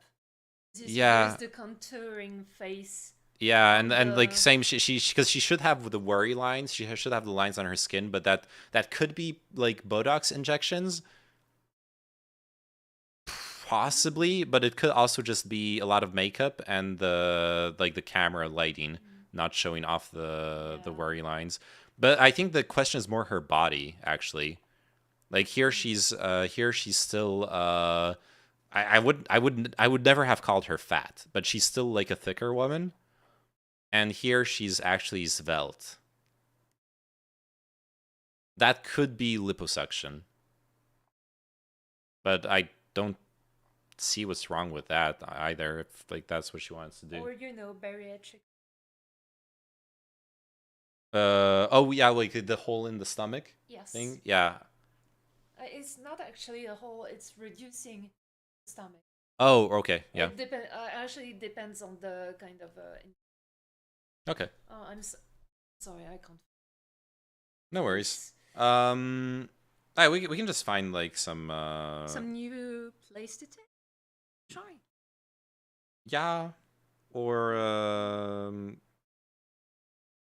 I don't know, some nude on from somewhere else. Yeah, If you don't mind. This is what I meant. Okay, yeah, in that sense, sure. Hey, this place is well rated. Oh, but wait. I think it opens tomorrow. Oh God. Oh, maybe this is the problem because we're on we're Easter. Yes. Oh, I forgot about Easter. Oh yeah, let's just pick anything then. I don't care anymore. Okay. Um. Oh, you want to try the King Marcel burger? Yeah, sure.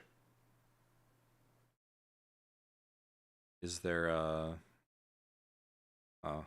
God, it's expensive. Well, good thing you're paying. Yes. Good thing I do.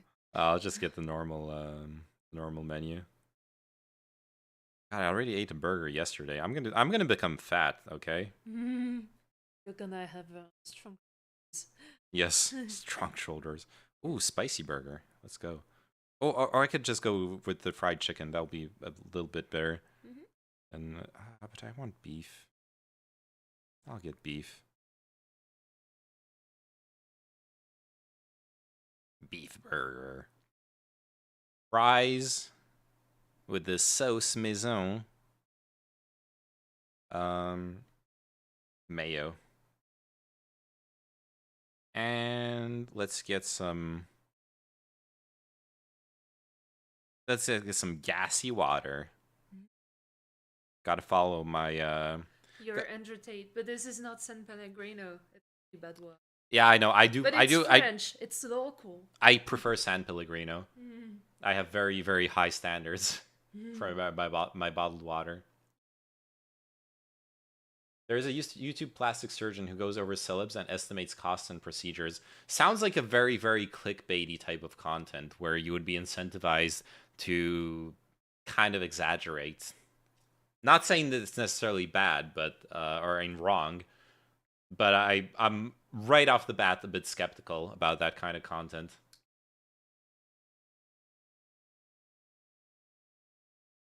If you look up old Emiru and new Emiru, she's a streamer, implying I'm not familiar with Twitch waifus.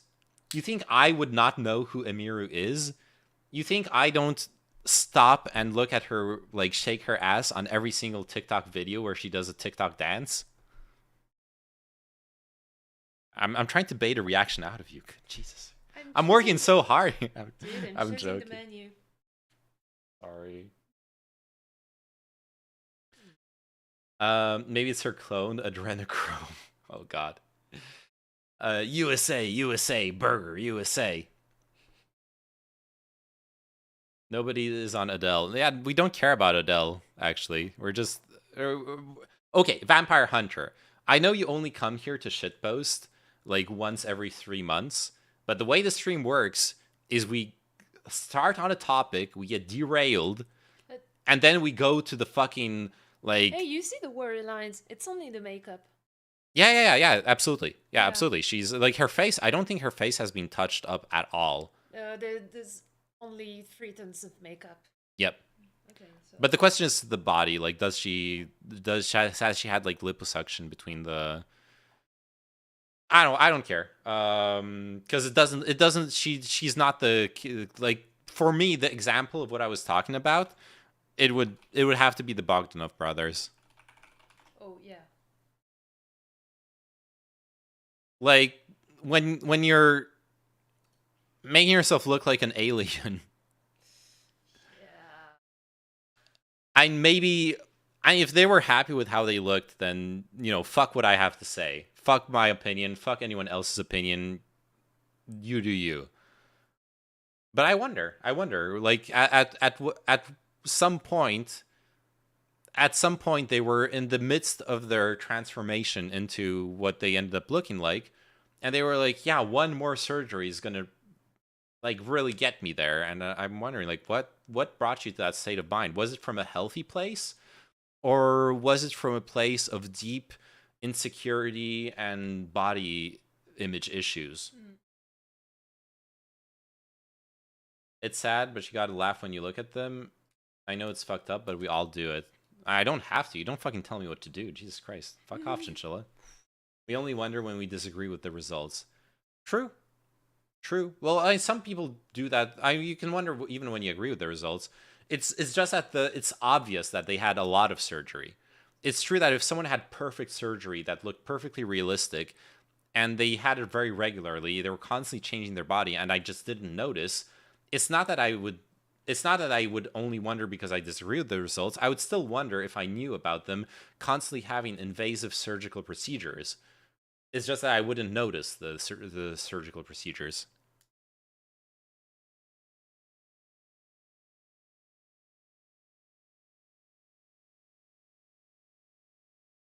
All right, anyways, enough about steroids. Is your testosterone optimized for your age? Let's finish this video. Enlarge the testosterone. Oh, yeah, you want me to enlarge my testosterone? She's saying my testosterone's too small. I think this relationship is falling apart. Serious symptoms, right? And really bothersome to a lot of people. So in these young guys, I'll often check their testosterone and get a level somewhere between... Oh, wait, let me pause then. We can hop back in. 300 and 400 nanograms per deciliter. Now, while that's considered normal, overall, it might not actually be normal for them. And we've never really had great data to discuss what exactly is expected to be normal for them. And now we do. So in this study, a group of researchers pulled data from the National Health and Nutrition Examination Survey. And this is a survey that looks at a sample of people from around the United States that's supposed to be representative of the national demographics, meaning that they're the same kind of age breakdown, the same racial breakdown, and many other factors. So they looked at this survey from 2011 to 2016. And in this survey, they can gain all sorts of information, including interviews, physical examination values, and laboratory tests. So they specifically picked men between the ages of 20 to 44 who underwent an early morning testosterone level, somewhere between the times of 6 a.m. to 10 a.m. And then they broke down these men into 5-year age groups, meaning 20 to 24, 25 to 29, and so on and so forth, up to 40 to 44. And pulling all this data, they got to about 50. No shot.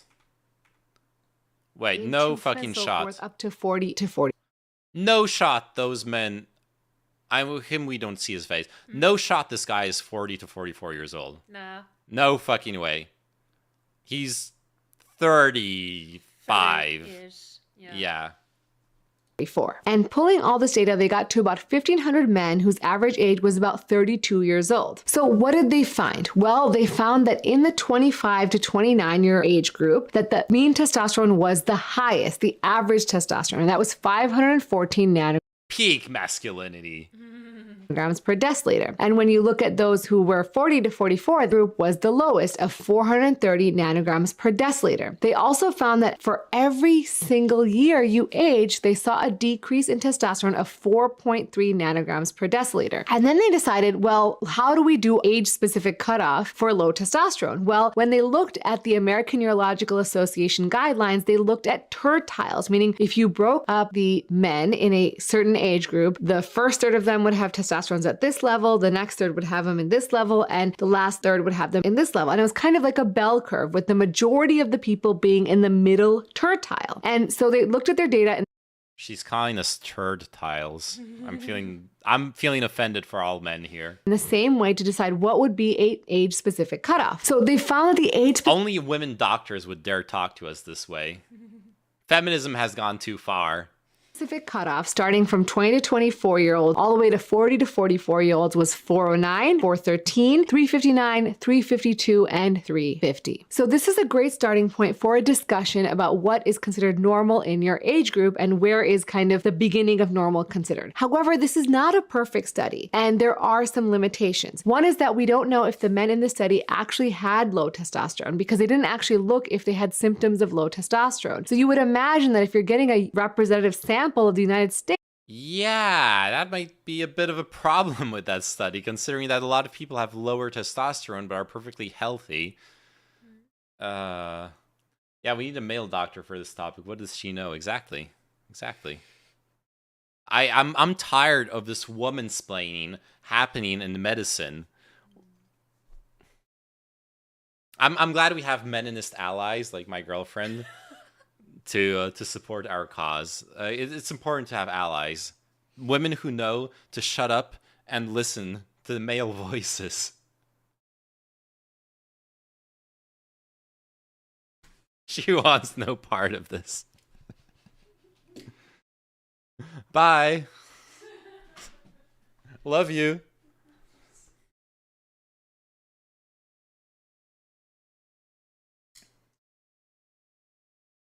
Too far. You know, someone's not having sex tonight. All right. You want to continue the video, or do you actually want to? I don't know. There's the. Damn. I didn't want to say it because I know you would do some misogynist joke. I shouldn't have. I made a mistake. No, actually, my first mistake was being with you. True. Actually, true. Well, the laundry can wait, right? The door, if the thing is open, it's not gonna. Yeah. There you go. Yeah. There we go.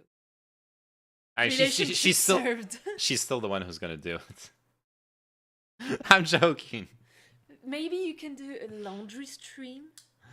Oh yeah, that would How be about amazing. some new fresh content. Yeah, wow, amazing content.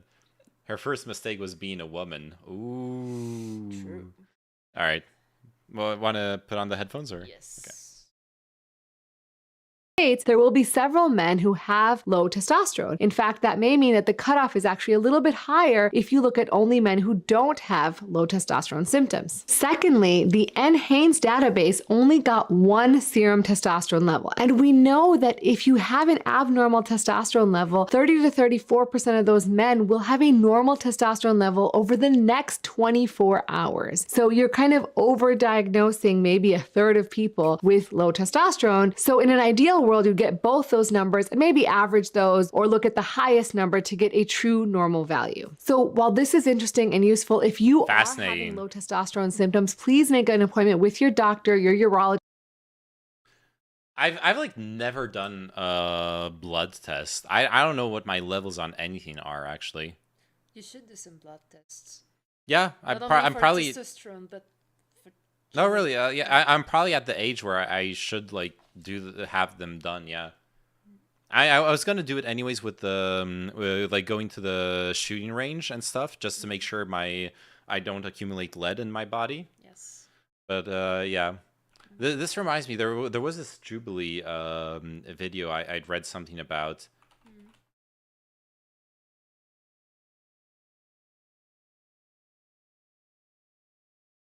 Okay. Do it. I know, Great. I know.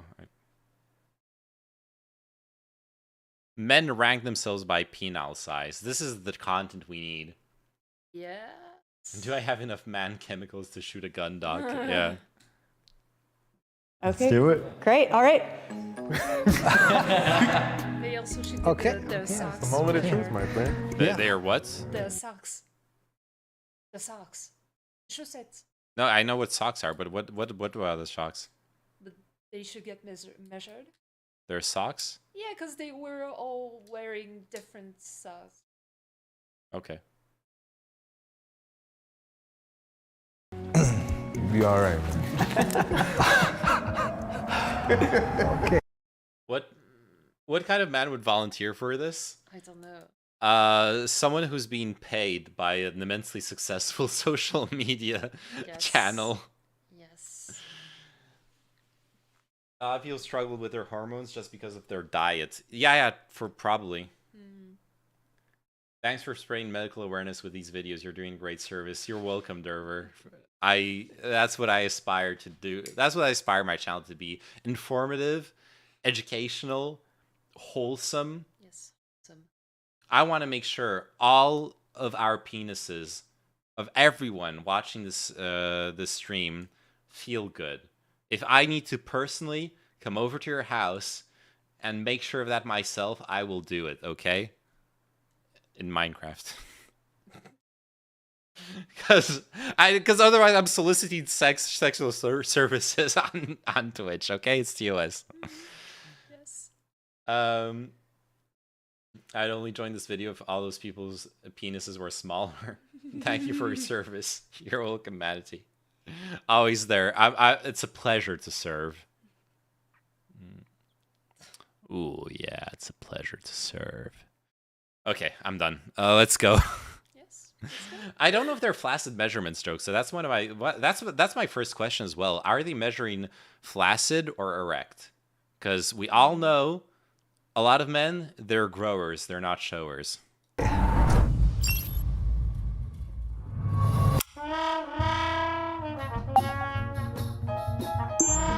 Start by guessing who has the biggest penis based on appearance. So, is everyone clear on what? Oh, wait. Oh, and then they'll be measured and ranked by their soft length, hard length, and circumference. So, is everyone clear on? Okay, you know they put in a black guy just so everyone can be like, oh yeah, he's got a big black cock. There you go. Good job, Jubilee. Scientific method, yeah. What we're doing today? Ranking dick sizes. Perfect. I think we all agreed. All right, you have that look. Your eyes, man. Just something. Oh shit. You look like a porn star, bro. So I'm gonna say that you the biggest. All right, now who we think is the? I actually. Is this a compliment you take? You would take, actually. What do you mean? Oh, that I look like someone who has a big dick? No, if someone tells you you just look like a porn star. I'd say it depends on the context.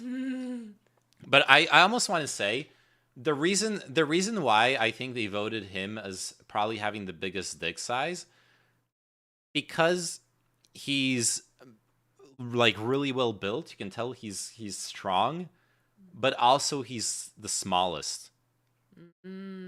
And something about short kings, I think, is maybe like ingrained in the collective consciousness. Like, a short king will have jewels, will have hidden wealth to show off in the most intimate moments.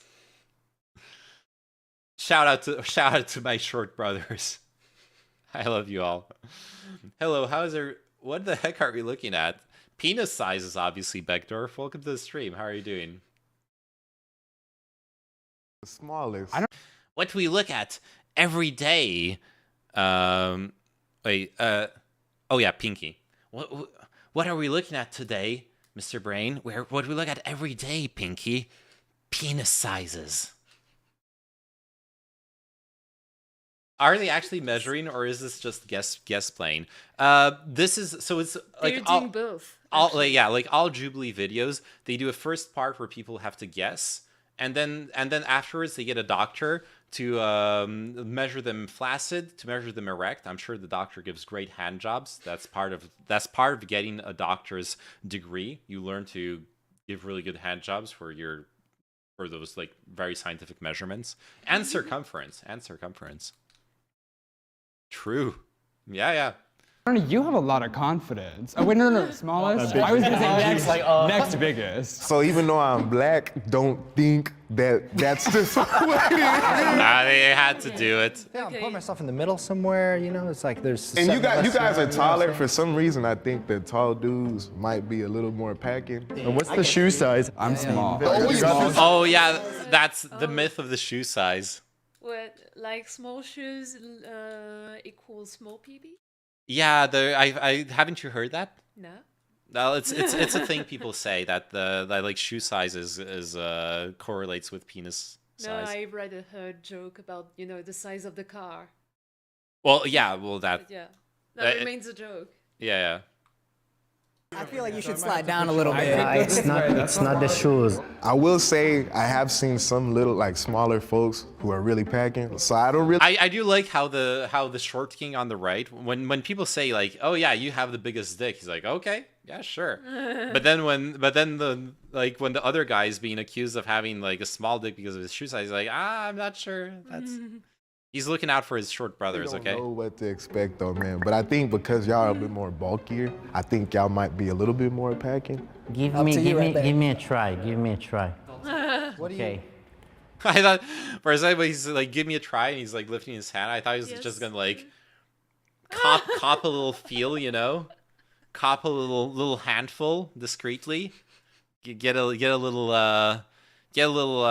ahead in the competition.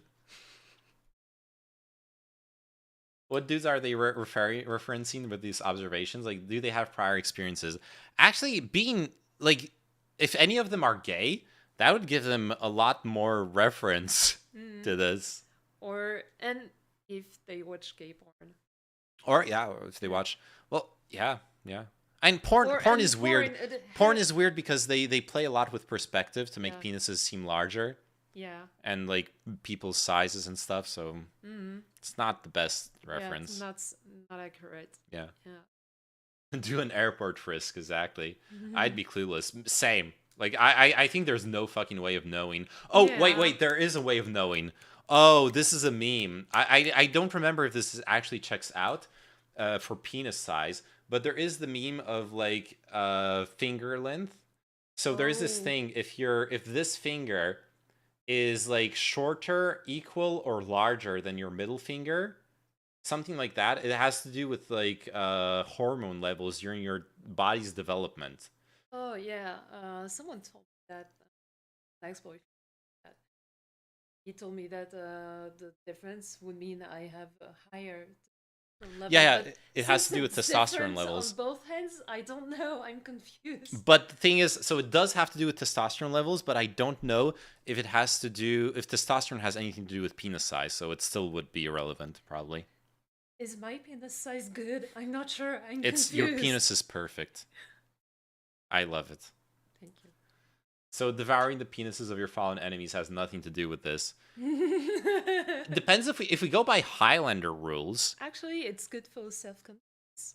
Sure, and if we go by Highlander rules, and you devouring the penises of your enemies gives you their penis size, like your penis grows every time you eat someone else's penis, then people who suck cocks would have huge penises, basically. There's also a meme about if you stretch your thumb out, like making an L with your fingers, your thumb to your index finger is your dick size.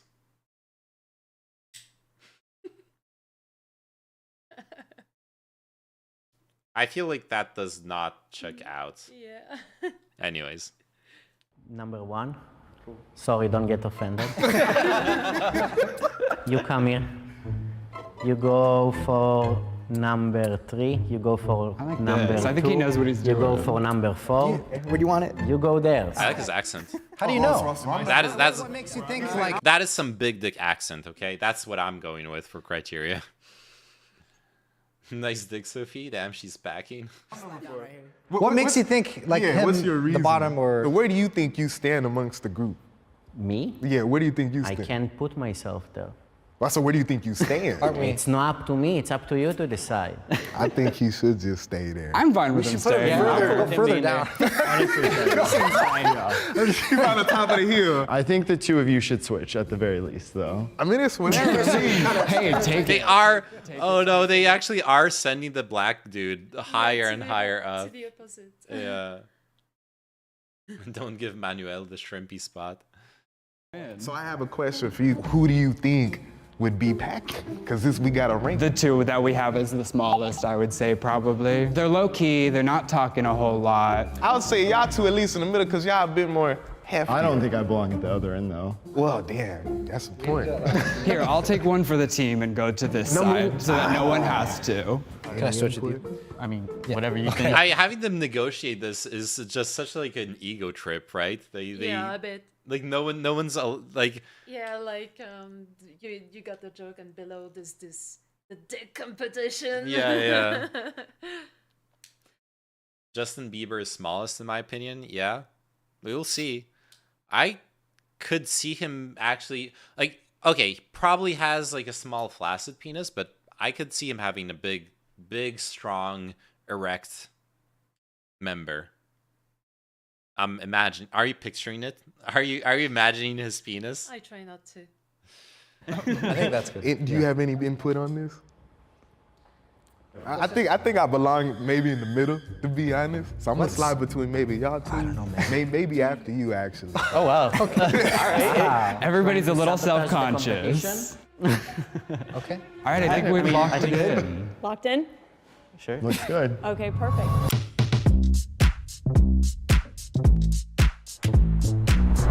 I feel like that's a bad placement. I don't think you should be at the very end. I'll just say I can suck my own dick. So I would say I don't. The jealousy. They're fucking jealous. Which they should be. Okay, to be real though, being able to suck your own dick, obviously that means you don't have a small penis. But that says more about your flexibility than your penis. Yeah, it's also mean you just removed some ribs. No, that's a mean. That's a No, stupid joke. I know. Oh, yeah, that's like a. Sorry. I'll go there so no one has to kind of signals a terrible self-esteem problem. Not necessarily. It can signal just being confident and wanting to like move the conversation past the like ego bullshit. Bruh. Right. A flexible thing. Still gonna put you in. We'll move you up next to me.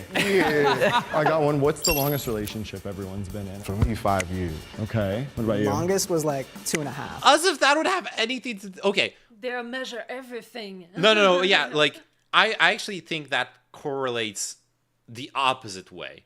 If you have an average penis, you're less likely to be sexually incompatible with the average vagina. If you have a really big penis, you honestly might struggle having a longer relationship with a woman because sex is not going to be comfortable.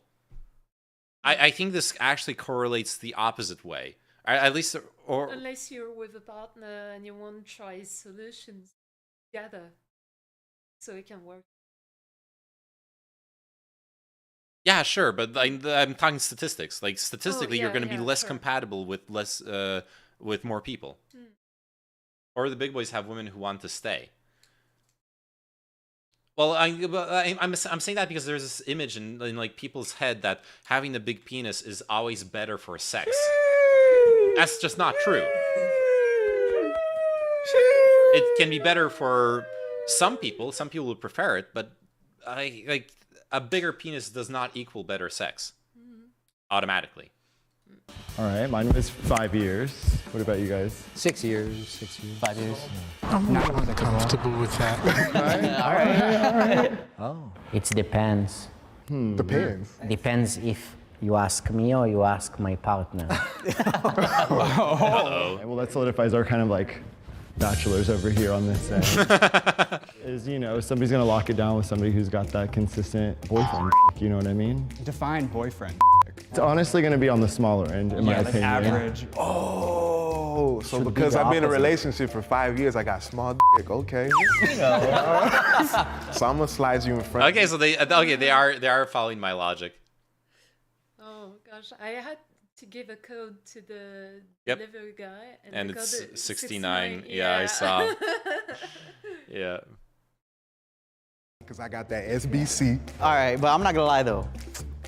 Now that we've had him there for a minute, that's a little sus. That's like, a good point. So let's be real here. He's in first place because we think he you know what I mean? Yeah, you know well, what let's ask him then. Are you f***ing? What do you mean? Do you get a lot of sex? Do you have sex a lot? I had the sex before I came to set. Oh, there you see what I mean? He's trolling. What is a 5 to 6 inches? Is a big or The a small Giga Chad, yeah. 5.5 is average for Americans. I want to move you up. No, you want to switch, right? You want to switch? I think him and I might be able to. And I still gonna change between you and him. Me and him? Yeah. Cool. Wait, but you're definitely. Hold on, I just. Yo, Leslav. I will say, just to add this little tidbit, I remember The wiener is not a muscle to be exercised. I don't know. I exercise it every day. What do you mean? I'm not supposed to? some years ago, there was a girl that I was really attracted to, and we ended up messing around, right? And I was thinking, damn, if only I was bigger. Go for a second. Go for a second.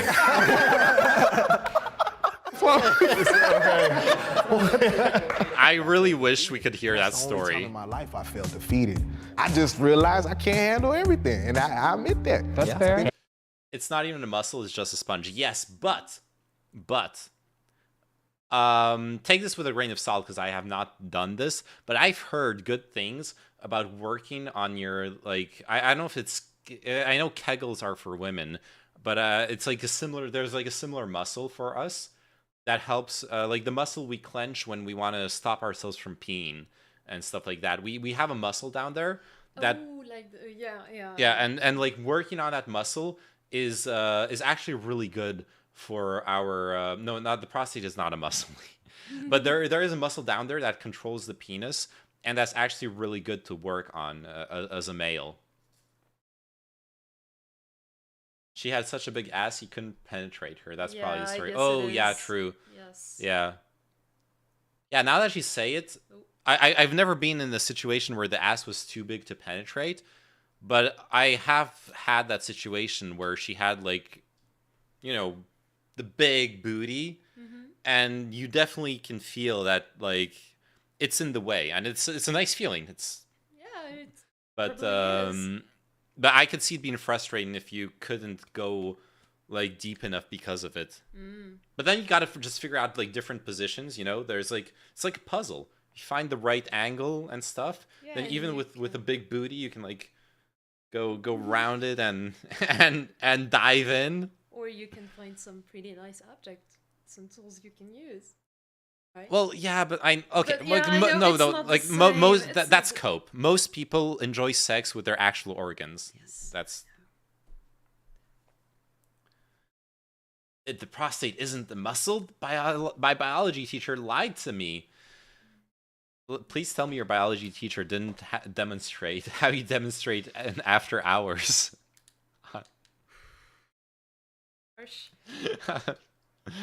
In Minecraft, obviously. There's a lot of things happening on Minecraft. Yeah, you don't want to know what some of those servers are filthy. Oh my god. Yeah, terrible stuff. The- Yeah, they're close. well, You want the yeah, keys? so- yeah. Okay. I'm just. You can probably they'll be in the courtyard. Yeah. If if you're like stressing about it, you can go. Or you can just wait until they ring. Anyways. There's no wrong there. Happens to us all. I mean, because of that honesty though, I might just push you a little bit like towards 3. I mean, has anybody else here felt defeated before? Honestly, no. I'm proud. Hold on. You might be proud, but were they proud? Yeah, no, both parties left 9 times out of 10. Both parties left happy.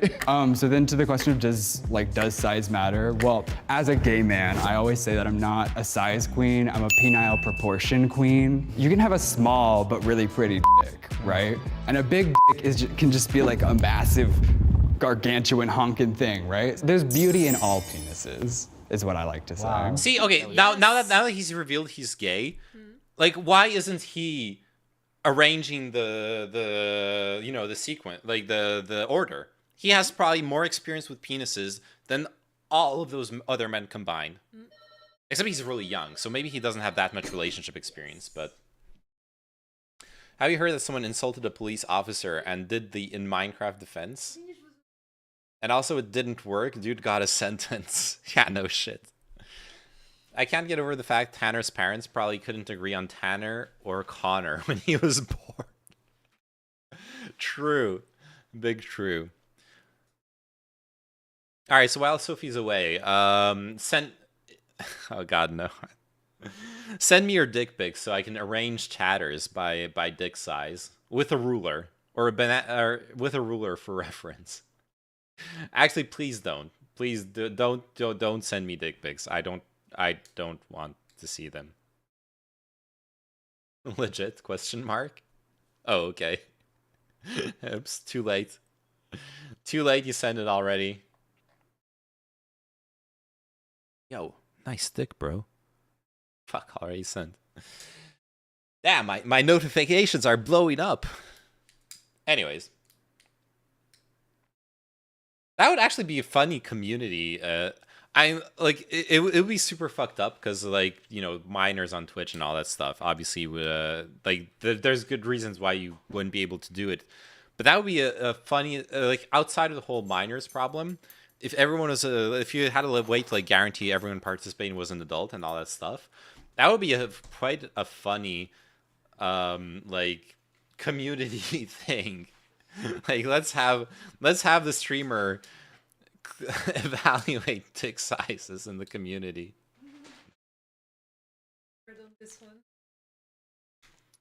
Oh god, this show must.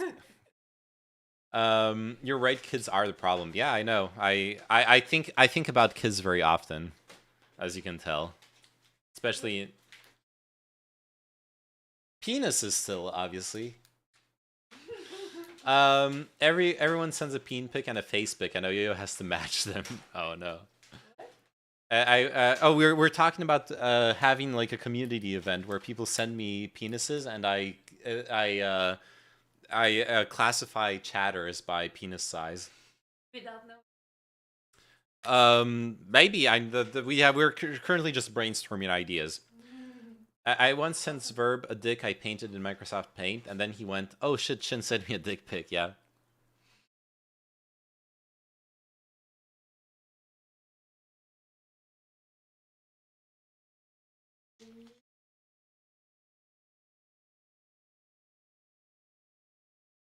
This is my burger. Yes.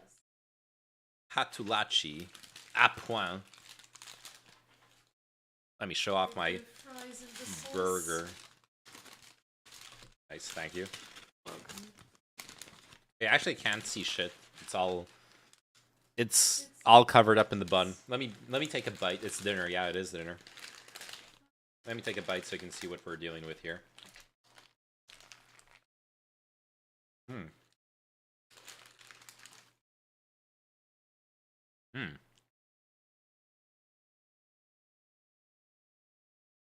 Thank you.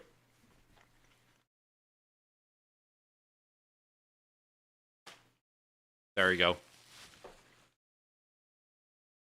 Francis Burgers paint me surprised. Yeah, but we do them pretentiously. We do the burgers pretentiously with where we don't like cook the meat fully. Like, if you look, like the inside of the burger is a little bit pink. Which is honestly how I like it. I think it's better that way. So correctly, yep. So correctly. Unless if it's poorly prepared or poor quality meat, you're better off cooking it through completely. Yo, Couchman, thank you so much for the sub. Welcome to the stream. We're currently talking about penis sizes, but we just got dinner, so... What? Sorry? No, ça va, merci. But we just got dinner, so right now we're, like, setting up to eat and finish watching the video. But I appreciate the sub a lot. Thank you so much. By the way, there's a new emote. There's a new emote. It took, like, a fucking month to get approved, but we have a... we have a little new emote added to the roster right here. And if I ever get back to or if I ever get to 25 subs, I already have like emote ideas for the extra emote slots. So, you know, sub, don't sub, do what you want. But if you do sub, you're helping get more emotes too, which is pretty poggers. Anyways, oh yeah, I also need to remember, I forgot to add text-to-speech on sub messages. I need to make, let me write that down. I have like notes of stuff to add to the stream. Yeah, I need like more text-to-speech in general. It's just so funny. I love text-to-speech. Me too. ETS on sub alerts, there we go. Anyways. Alright, we're ready. We're set up to eat. Oh yeah, just last part of the derail, the burger derail. And you probably already know it, but with ground meat, you have to really be careful not to... it needs to be well prepared, because the bacteria on the exterior of the meat ends up inside. So if you don't cook it through and it's poor quality meat or poorly prepared, not hygienically prepared, you can get sick from, like, red ground meat like this. But in France, generally, it's there's like a lot of regulations concerning ground meat specifically because of, you know, steak tartare. There's like a lot of raw beef going around in France, so usually you can trust the restaurants. Okay.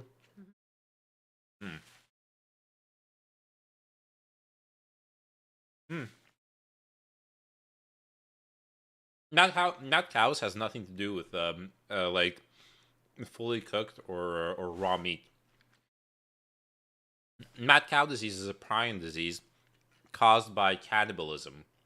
It happened because to save on costs, they were putting in ground up cow parts into the cow feed. And cannibalism is known to cause prion disease, which is a degenerative, like, neurological disease, etc., etc. Yikes. Big yikes. Big yikes. Luckily, since then, it's mostly been regulated. I don't think... I'm pretty sure most countries don't allow cannibalism in in animal feed anymore. But yeah. Big yikes. Very poetic. Well, actually, that makes me think of something interesting. We have like the 3 shortest guys as the 3 biggest. Too, yeah. There's like a stereotype in the gay community that like small skinny guys always have like a honkin' third thing because like they don't go to. I knew it. So all their energy and food goes to that instead. Okay, I have the same size Shark penis Kings since I'm again. 4th grade. What? Whoa, what? Where are you gonna put me now? What if he has a micro penis? What if we're ranking him as the biggest dick and he's got like a beautiful little 1-incher? Beautiful 1-inch. A beautiful. Wow. There's beauty in all penises. Yes, you say that. Well, yeah, I mean, did you hit puberty like 4th grade? No.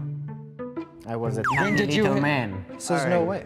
In that case, So I he's would kind of. undergrown. Yeah. In that case, I would probably put you a little bit more. Dude. I'd probably put you next to me. Next to you. Wait, what grade did he say? 5th I grade? think you What age is 5th grade? So like your penis doesn't really change size at some point, right? 4th grade is like 13. 13, huh? Weird.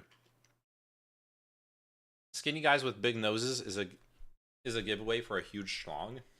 Really? That explains mine. I got that big Jew nose, that skinny fat body. Mine is the same size since birth, so I don't know. Yeah, exactly. Like penises don't. They do change a little bit in size as you grow, but it's not like that big of a tell. Bro, the height differences are crazy in that line, and I'm probably shorter than all of them. Yeah, I don't know about your height, but yeah, the size differences is crazy. Jewish people have big dicks confirmed. Why do you think they control the world? I was a baby with a 6-incher. Dude's like, oh god. So dude's literally like fucking his mom while he's being born. Oh no. Penis so big, it's like either the first thing going out, or the last thing, or even worse, the last thing coming out of his mom. Oh no, I'm imagining it. Maybe they were thinking this is the cordon umbilical. Oh yeah, the umbilical cord. Yeah. They were like, going to cut it, and then the nurse is like, wait, no. That's just like a huge schlong. The ultrasound was read as twins, it's so big.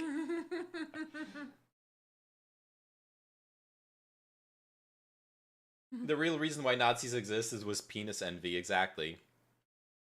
Imagine, yeah, Couchman.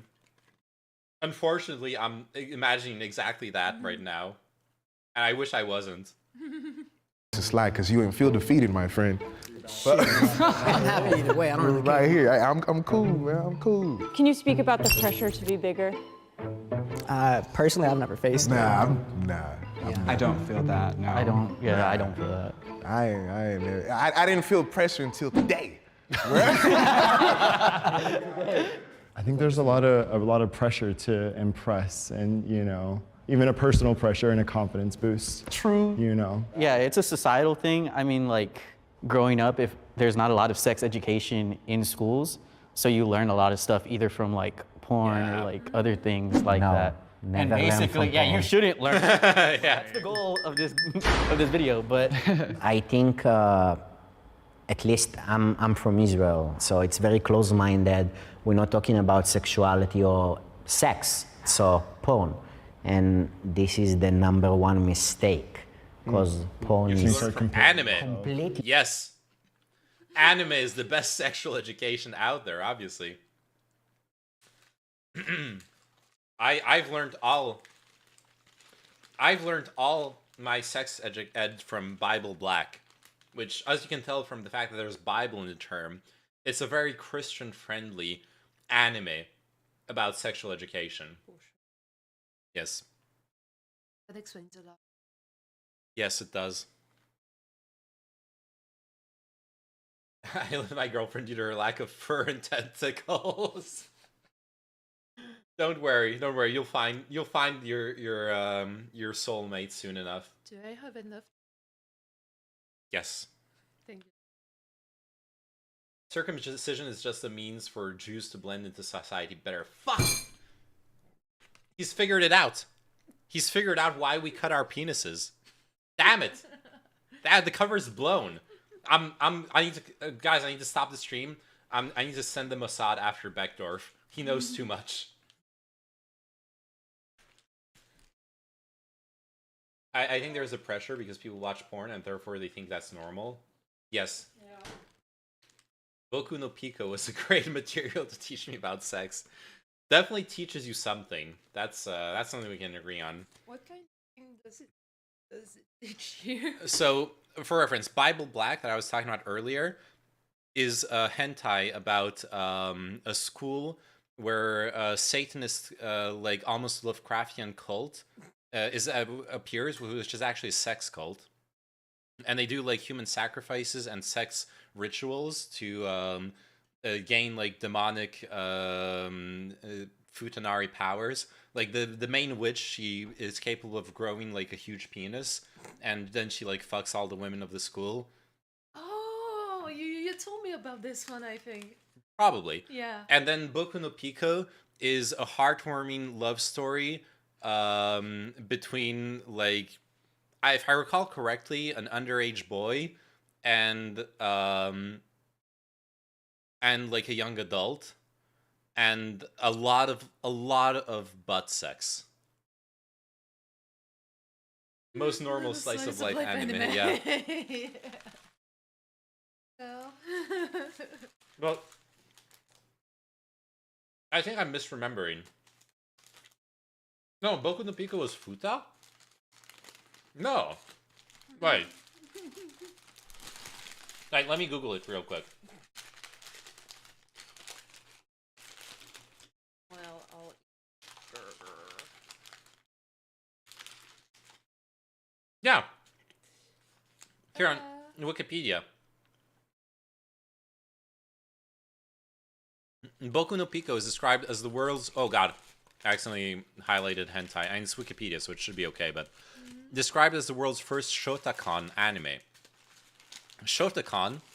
Shota is the boy version of Loli. Yeah, yeah. So, you know, yeah. Yeah, I know the... Yeah, it's about like a prepubescent or barely pubescent boy having sexual encounters.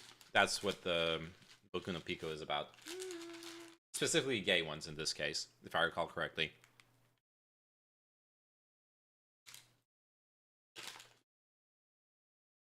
I thought that was the thing with Boku no Pico, that it was futa porn. No, if it was futa porn, it would just be normal hentai. Like, Bible Black is a lot of futa porn. Like I said, the witch... Like, the satanic sex cult witches, they grow dicks, and they, like, fuck everything that moves, and it's awesome. Like, no one has a problem with that. Boku no Pico is, like, pedophilia, and people have a problem with that.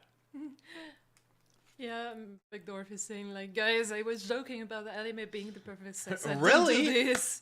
Oh, no! You're just created monsters. Anime is not good sex ed? Oh, shit. I need to delete the VOD. It is Futanari? I looked it up. Oh, no. Wait, how do they... Oh. Is it Futanari because then the women have dicks and they fuck the little boy? Is that what happens? I did not think this was the direction the stream was going into when I decided to like turn the stream on today. Do I want to know more about this while eating my sandwich? I'm sorry. Yes. Oh god. I learned about sex from the Pokemon daycare. I need to find a girl in my egg group. Oh, well, only if you want to transfer your moves to your children, right? Anyways. Really fake. It's very bad to compare yourself or look into porn to see what to do, how to do. Thank you, should Israeli be dude. around communication with your partner, and yeah, all penises are gorgeous the way they are. Has anyone done any sex work? Oh shit. I actively do porn, yeah. Put you next to me. I was like, what I put you next to me. He's an acrobat over here, you know what I mean? All right, because of that, I'm gonna go into third. You should be in second. What does everyone else do? I work in IT. I'm an investor. That's where I know him from? Hey, you recognize him? Big to make money, bro. Big risk, you know? I'm a nurse, so in all honesty, working in the hospital, you have to like clean them and everything. I've seen a lot of penises. Everybody's about the same like size. So Because you've seen so many dicks, where do you feel like you fall in the spectrum of penises? you don't see them erect. So technically, I can still be wrong. But I would put myself maybe at like a little bit like bigger than. Okay. But like, So, like, not, exactly I wouldn't where say you're a at. lot. Yeah. Oh god, that reminds me. I told Sophia about it, but I'm gonna repeat it for the stream. Like a month ago, I've been going to like get the massage from time to time at this place nearby where they do great massages with like stretches and everything. Really like helps your like back and all that stuff. But they also do like. They do the massages, and if you don't ask them to like avoid an area, they don't care. Their like hands are going all the way up your legs, etc., which is nice because you got muscles all the way up your legs. But as men, we all know, you know, sometimes you can't really control your erection. So because of her hands brushing up like against my penis, I had a fucking erection during the massage. I was so fucking embarrassed. It's like she was okay with it. She was very professional about it, and there was just this one moment where she like it was kind of in the way, and she just like, and you know there's a towel, and she just like using the towel so as not to touch me. She like pushed it out of the way. No. But it was Yeah, very embarrassing for me, honestly. I guess this wasn't the first time. Probably not. This. I think it's something that happens from time to time. I'm just thinking about it because the guy's talking about being a nurse and seeing like a lot of penises, and I'm like, yeah, nurses would never see them erect, but if you're a masseur or a masseuse, you might end up seeing some erect penises you are not planning on seeing, honestly. So we measure them limp or what? They measure. They said that they'll measure them limp, they'll measure them erect, and they'll measure the circumference. True, as a kid, I was packing during my exams. Nice. So you said, what do we do? Like, what do the rest of you guys do? Yeah, I'm a chef. I own an escape room. I mean, oh sweet. I mean, someone taking this L, and I don't mind taking it right now, bro. I don't mind either. I mean, it's you know, I'm Asian. You know, I'm half Asian, so it's understandable if you guys think something about it. And Well, where y'all want me? Just let me know now. Number 3. I say 3. 3. Oh. 3. Oh, yeah, 3, 4. Number 2. Does anyone feel like they don't belong where they are? Yeah, I think you're confident. I'm I think this is better. I think let's move it way up. I think I'm number 2. I agree with that. I like that. That's look good. I think this. Yeah, I like this. I like this. You're locking it in? Yeah, We're locking it in. Okay. Any questions before we get started? No. Nothing. Okay. Do it. Yeah. Great, all right. Hands. Logan. Okay. Nice. That's the moment of truth, my friend. Yeah. All right. Only lasts sorry. a couple seconds. You'll be all right, man. Okay. That must feel so fucking weird. Yes.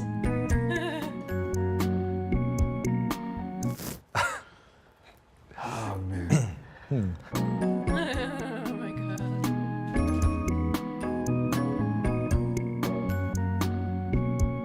He said awesome. Oh wow.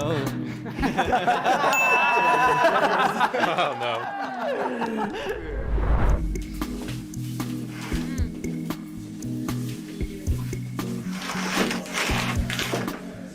Okay. Great, thank you.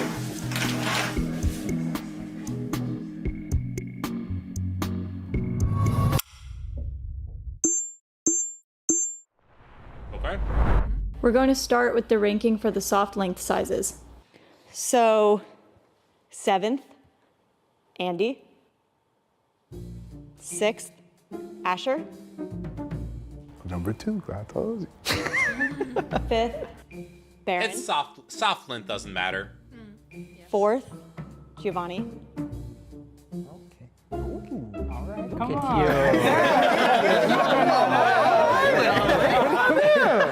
Manuel was last. Yeah. Tanner. Was last. We knew this was coming. 2nd, David. Yes. First, You really shot up Jesse. there. Well, that's what I mean. We knew number 1. That kind of makes sense. Starting with Andy, can you share your soft length size? 2.5. 3.2. 3.5. 4. Also 4. 4.5. 4.5. I'm just, my man over here, I'm just highly impressed right now. I'm not gonna say. clap for that. I'm not gonna lie. I kind of saw that coming. I was just like, That's because he tall, man. And dude, small a flaccid penis size doesn't matter. Let me catch up with chat. Wow, Sophie, can you believe this? If you are my girlfriend, the only thing I would get an erection by was you. Aww. Small, compact. Their penises, while small, are extremely efficient. We expect 10 billion units in 10 years. Godwin presenting Asians to the board of directors. I wouldn't be able to get really erect if I was in a booth with another dude like that. I'm assuming that's how it worked. You went into the booth, you jerked off by yourself, and then once you're ready, you step into the like side of the booth where the doctor was waiting, and then you get measured. Like you don't have to. I'm hoping you don't have to jerk off in front of the doctor, because that would be a huge advantage to the gay guy. If and only if he's attracted to he finds the doctor attractive, though. If I was that doctor, I would mutter, "No, this is not right," randomly. Oh, yeah.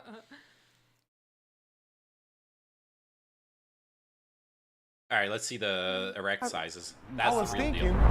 All right, we're going to move on to what we've Doctor all been rubs your waiting shoulders for, while you're preparing. hard length Nice. sizes. In 7th, Andy. Okay, so that stays the same. In 6th, Baron. All right. I told you. In 5th, David. I told you. Oh, golly. In 4th, Asher. NBC. In 3rd, Giovanni. In 2nd, Tanner. Damn. And in 1st, Jesse. But we knew this. Yeah. I was wrong just about you. The rest was exactly. Mr. Big Dick Energy. Andy, can you start with your hard length size? 4.8. We are going to hand you a cucumber that is cut to your size. Oh no.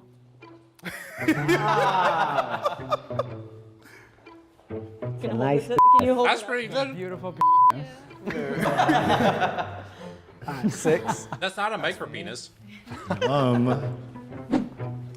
And then 6. Cheers. I feel like, okay. Touching cucumbers. 6.3. Nice and thick. Hey, dude. Cucumber sandwich. Shoulders breaks. Literally everyone except Manuel is above average. No, those are above average dick sizes, Chinchilla. Only Manuel is like slightly under average. 6.5. Wow. Or maybe no. Oh yeah, he's a little bit under. Right, it was 5 7. inches Oh my God. average. Yeah. You are, man. It's 8.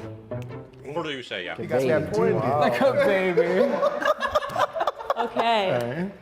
How does everyone feel now? Feel all right. I'm happy. Confident, yeah. It Good. smells fresh. Yeah. Free cucumber, dude.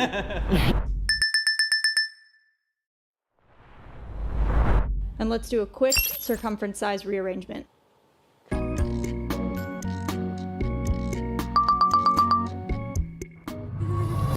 Wow. Big dick is a curse as well. So apparently the porn, not the wrong. sex You're workers talking about the dominated. boyfriend dicks? Do you guys feel like talking about size so openly has maybe relieved some pressure or taboo surrounding the subject? Yeah, because it's dumb. It's like just talking about it, it's like clearly no one actually cares. Like, I mean, and if there is any kind of actual care, like it's like we all know it doesn't matter. And I will say, just the stupid stigma about, oh, you gotta have big dick, whoop whoop. As long as you know what you're doing, I think you're straight. But I agree with what they're saying, but I have to say, now that we understand that all those people, almost all those people, have above average penises, it does kind of have the energy of when like the rich person shows up in an interview to tell you about how, you know, material wealth isn't all in the world. For sure. Like, I want to hear what Manuel has to say about this.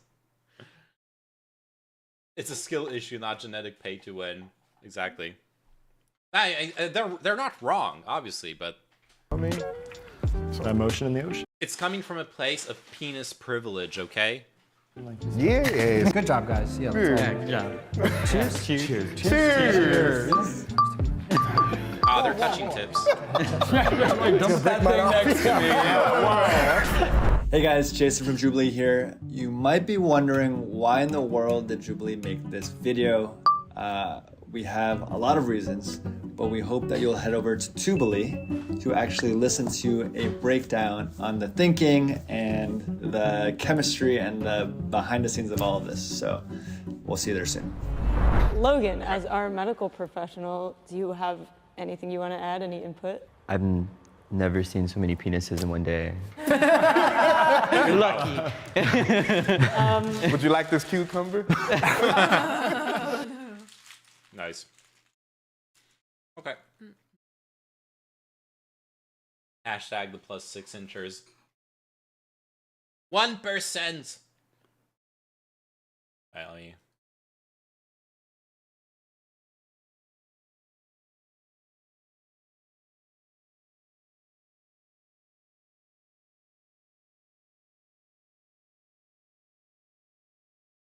"1% of the men own over 50% of the penis length. Do you think that is fair? Do you think that is how a normal society should function? I plan on taxing the penises of all men larger than 8 inches and redistributing it to the micro penises in the world. That is my platform."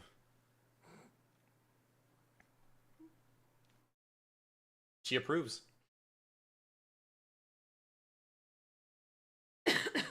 Okay. Not far enough. This is why I'm a secret libertarian. I got big dick energy. Nice. Alright. Peeps. Peepos. Peoples. Equalizing circumcisions at 18. Oh no.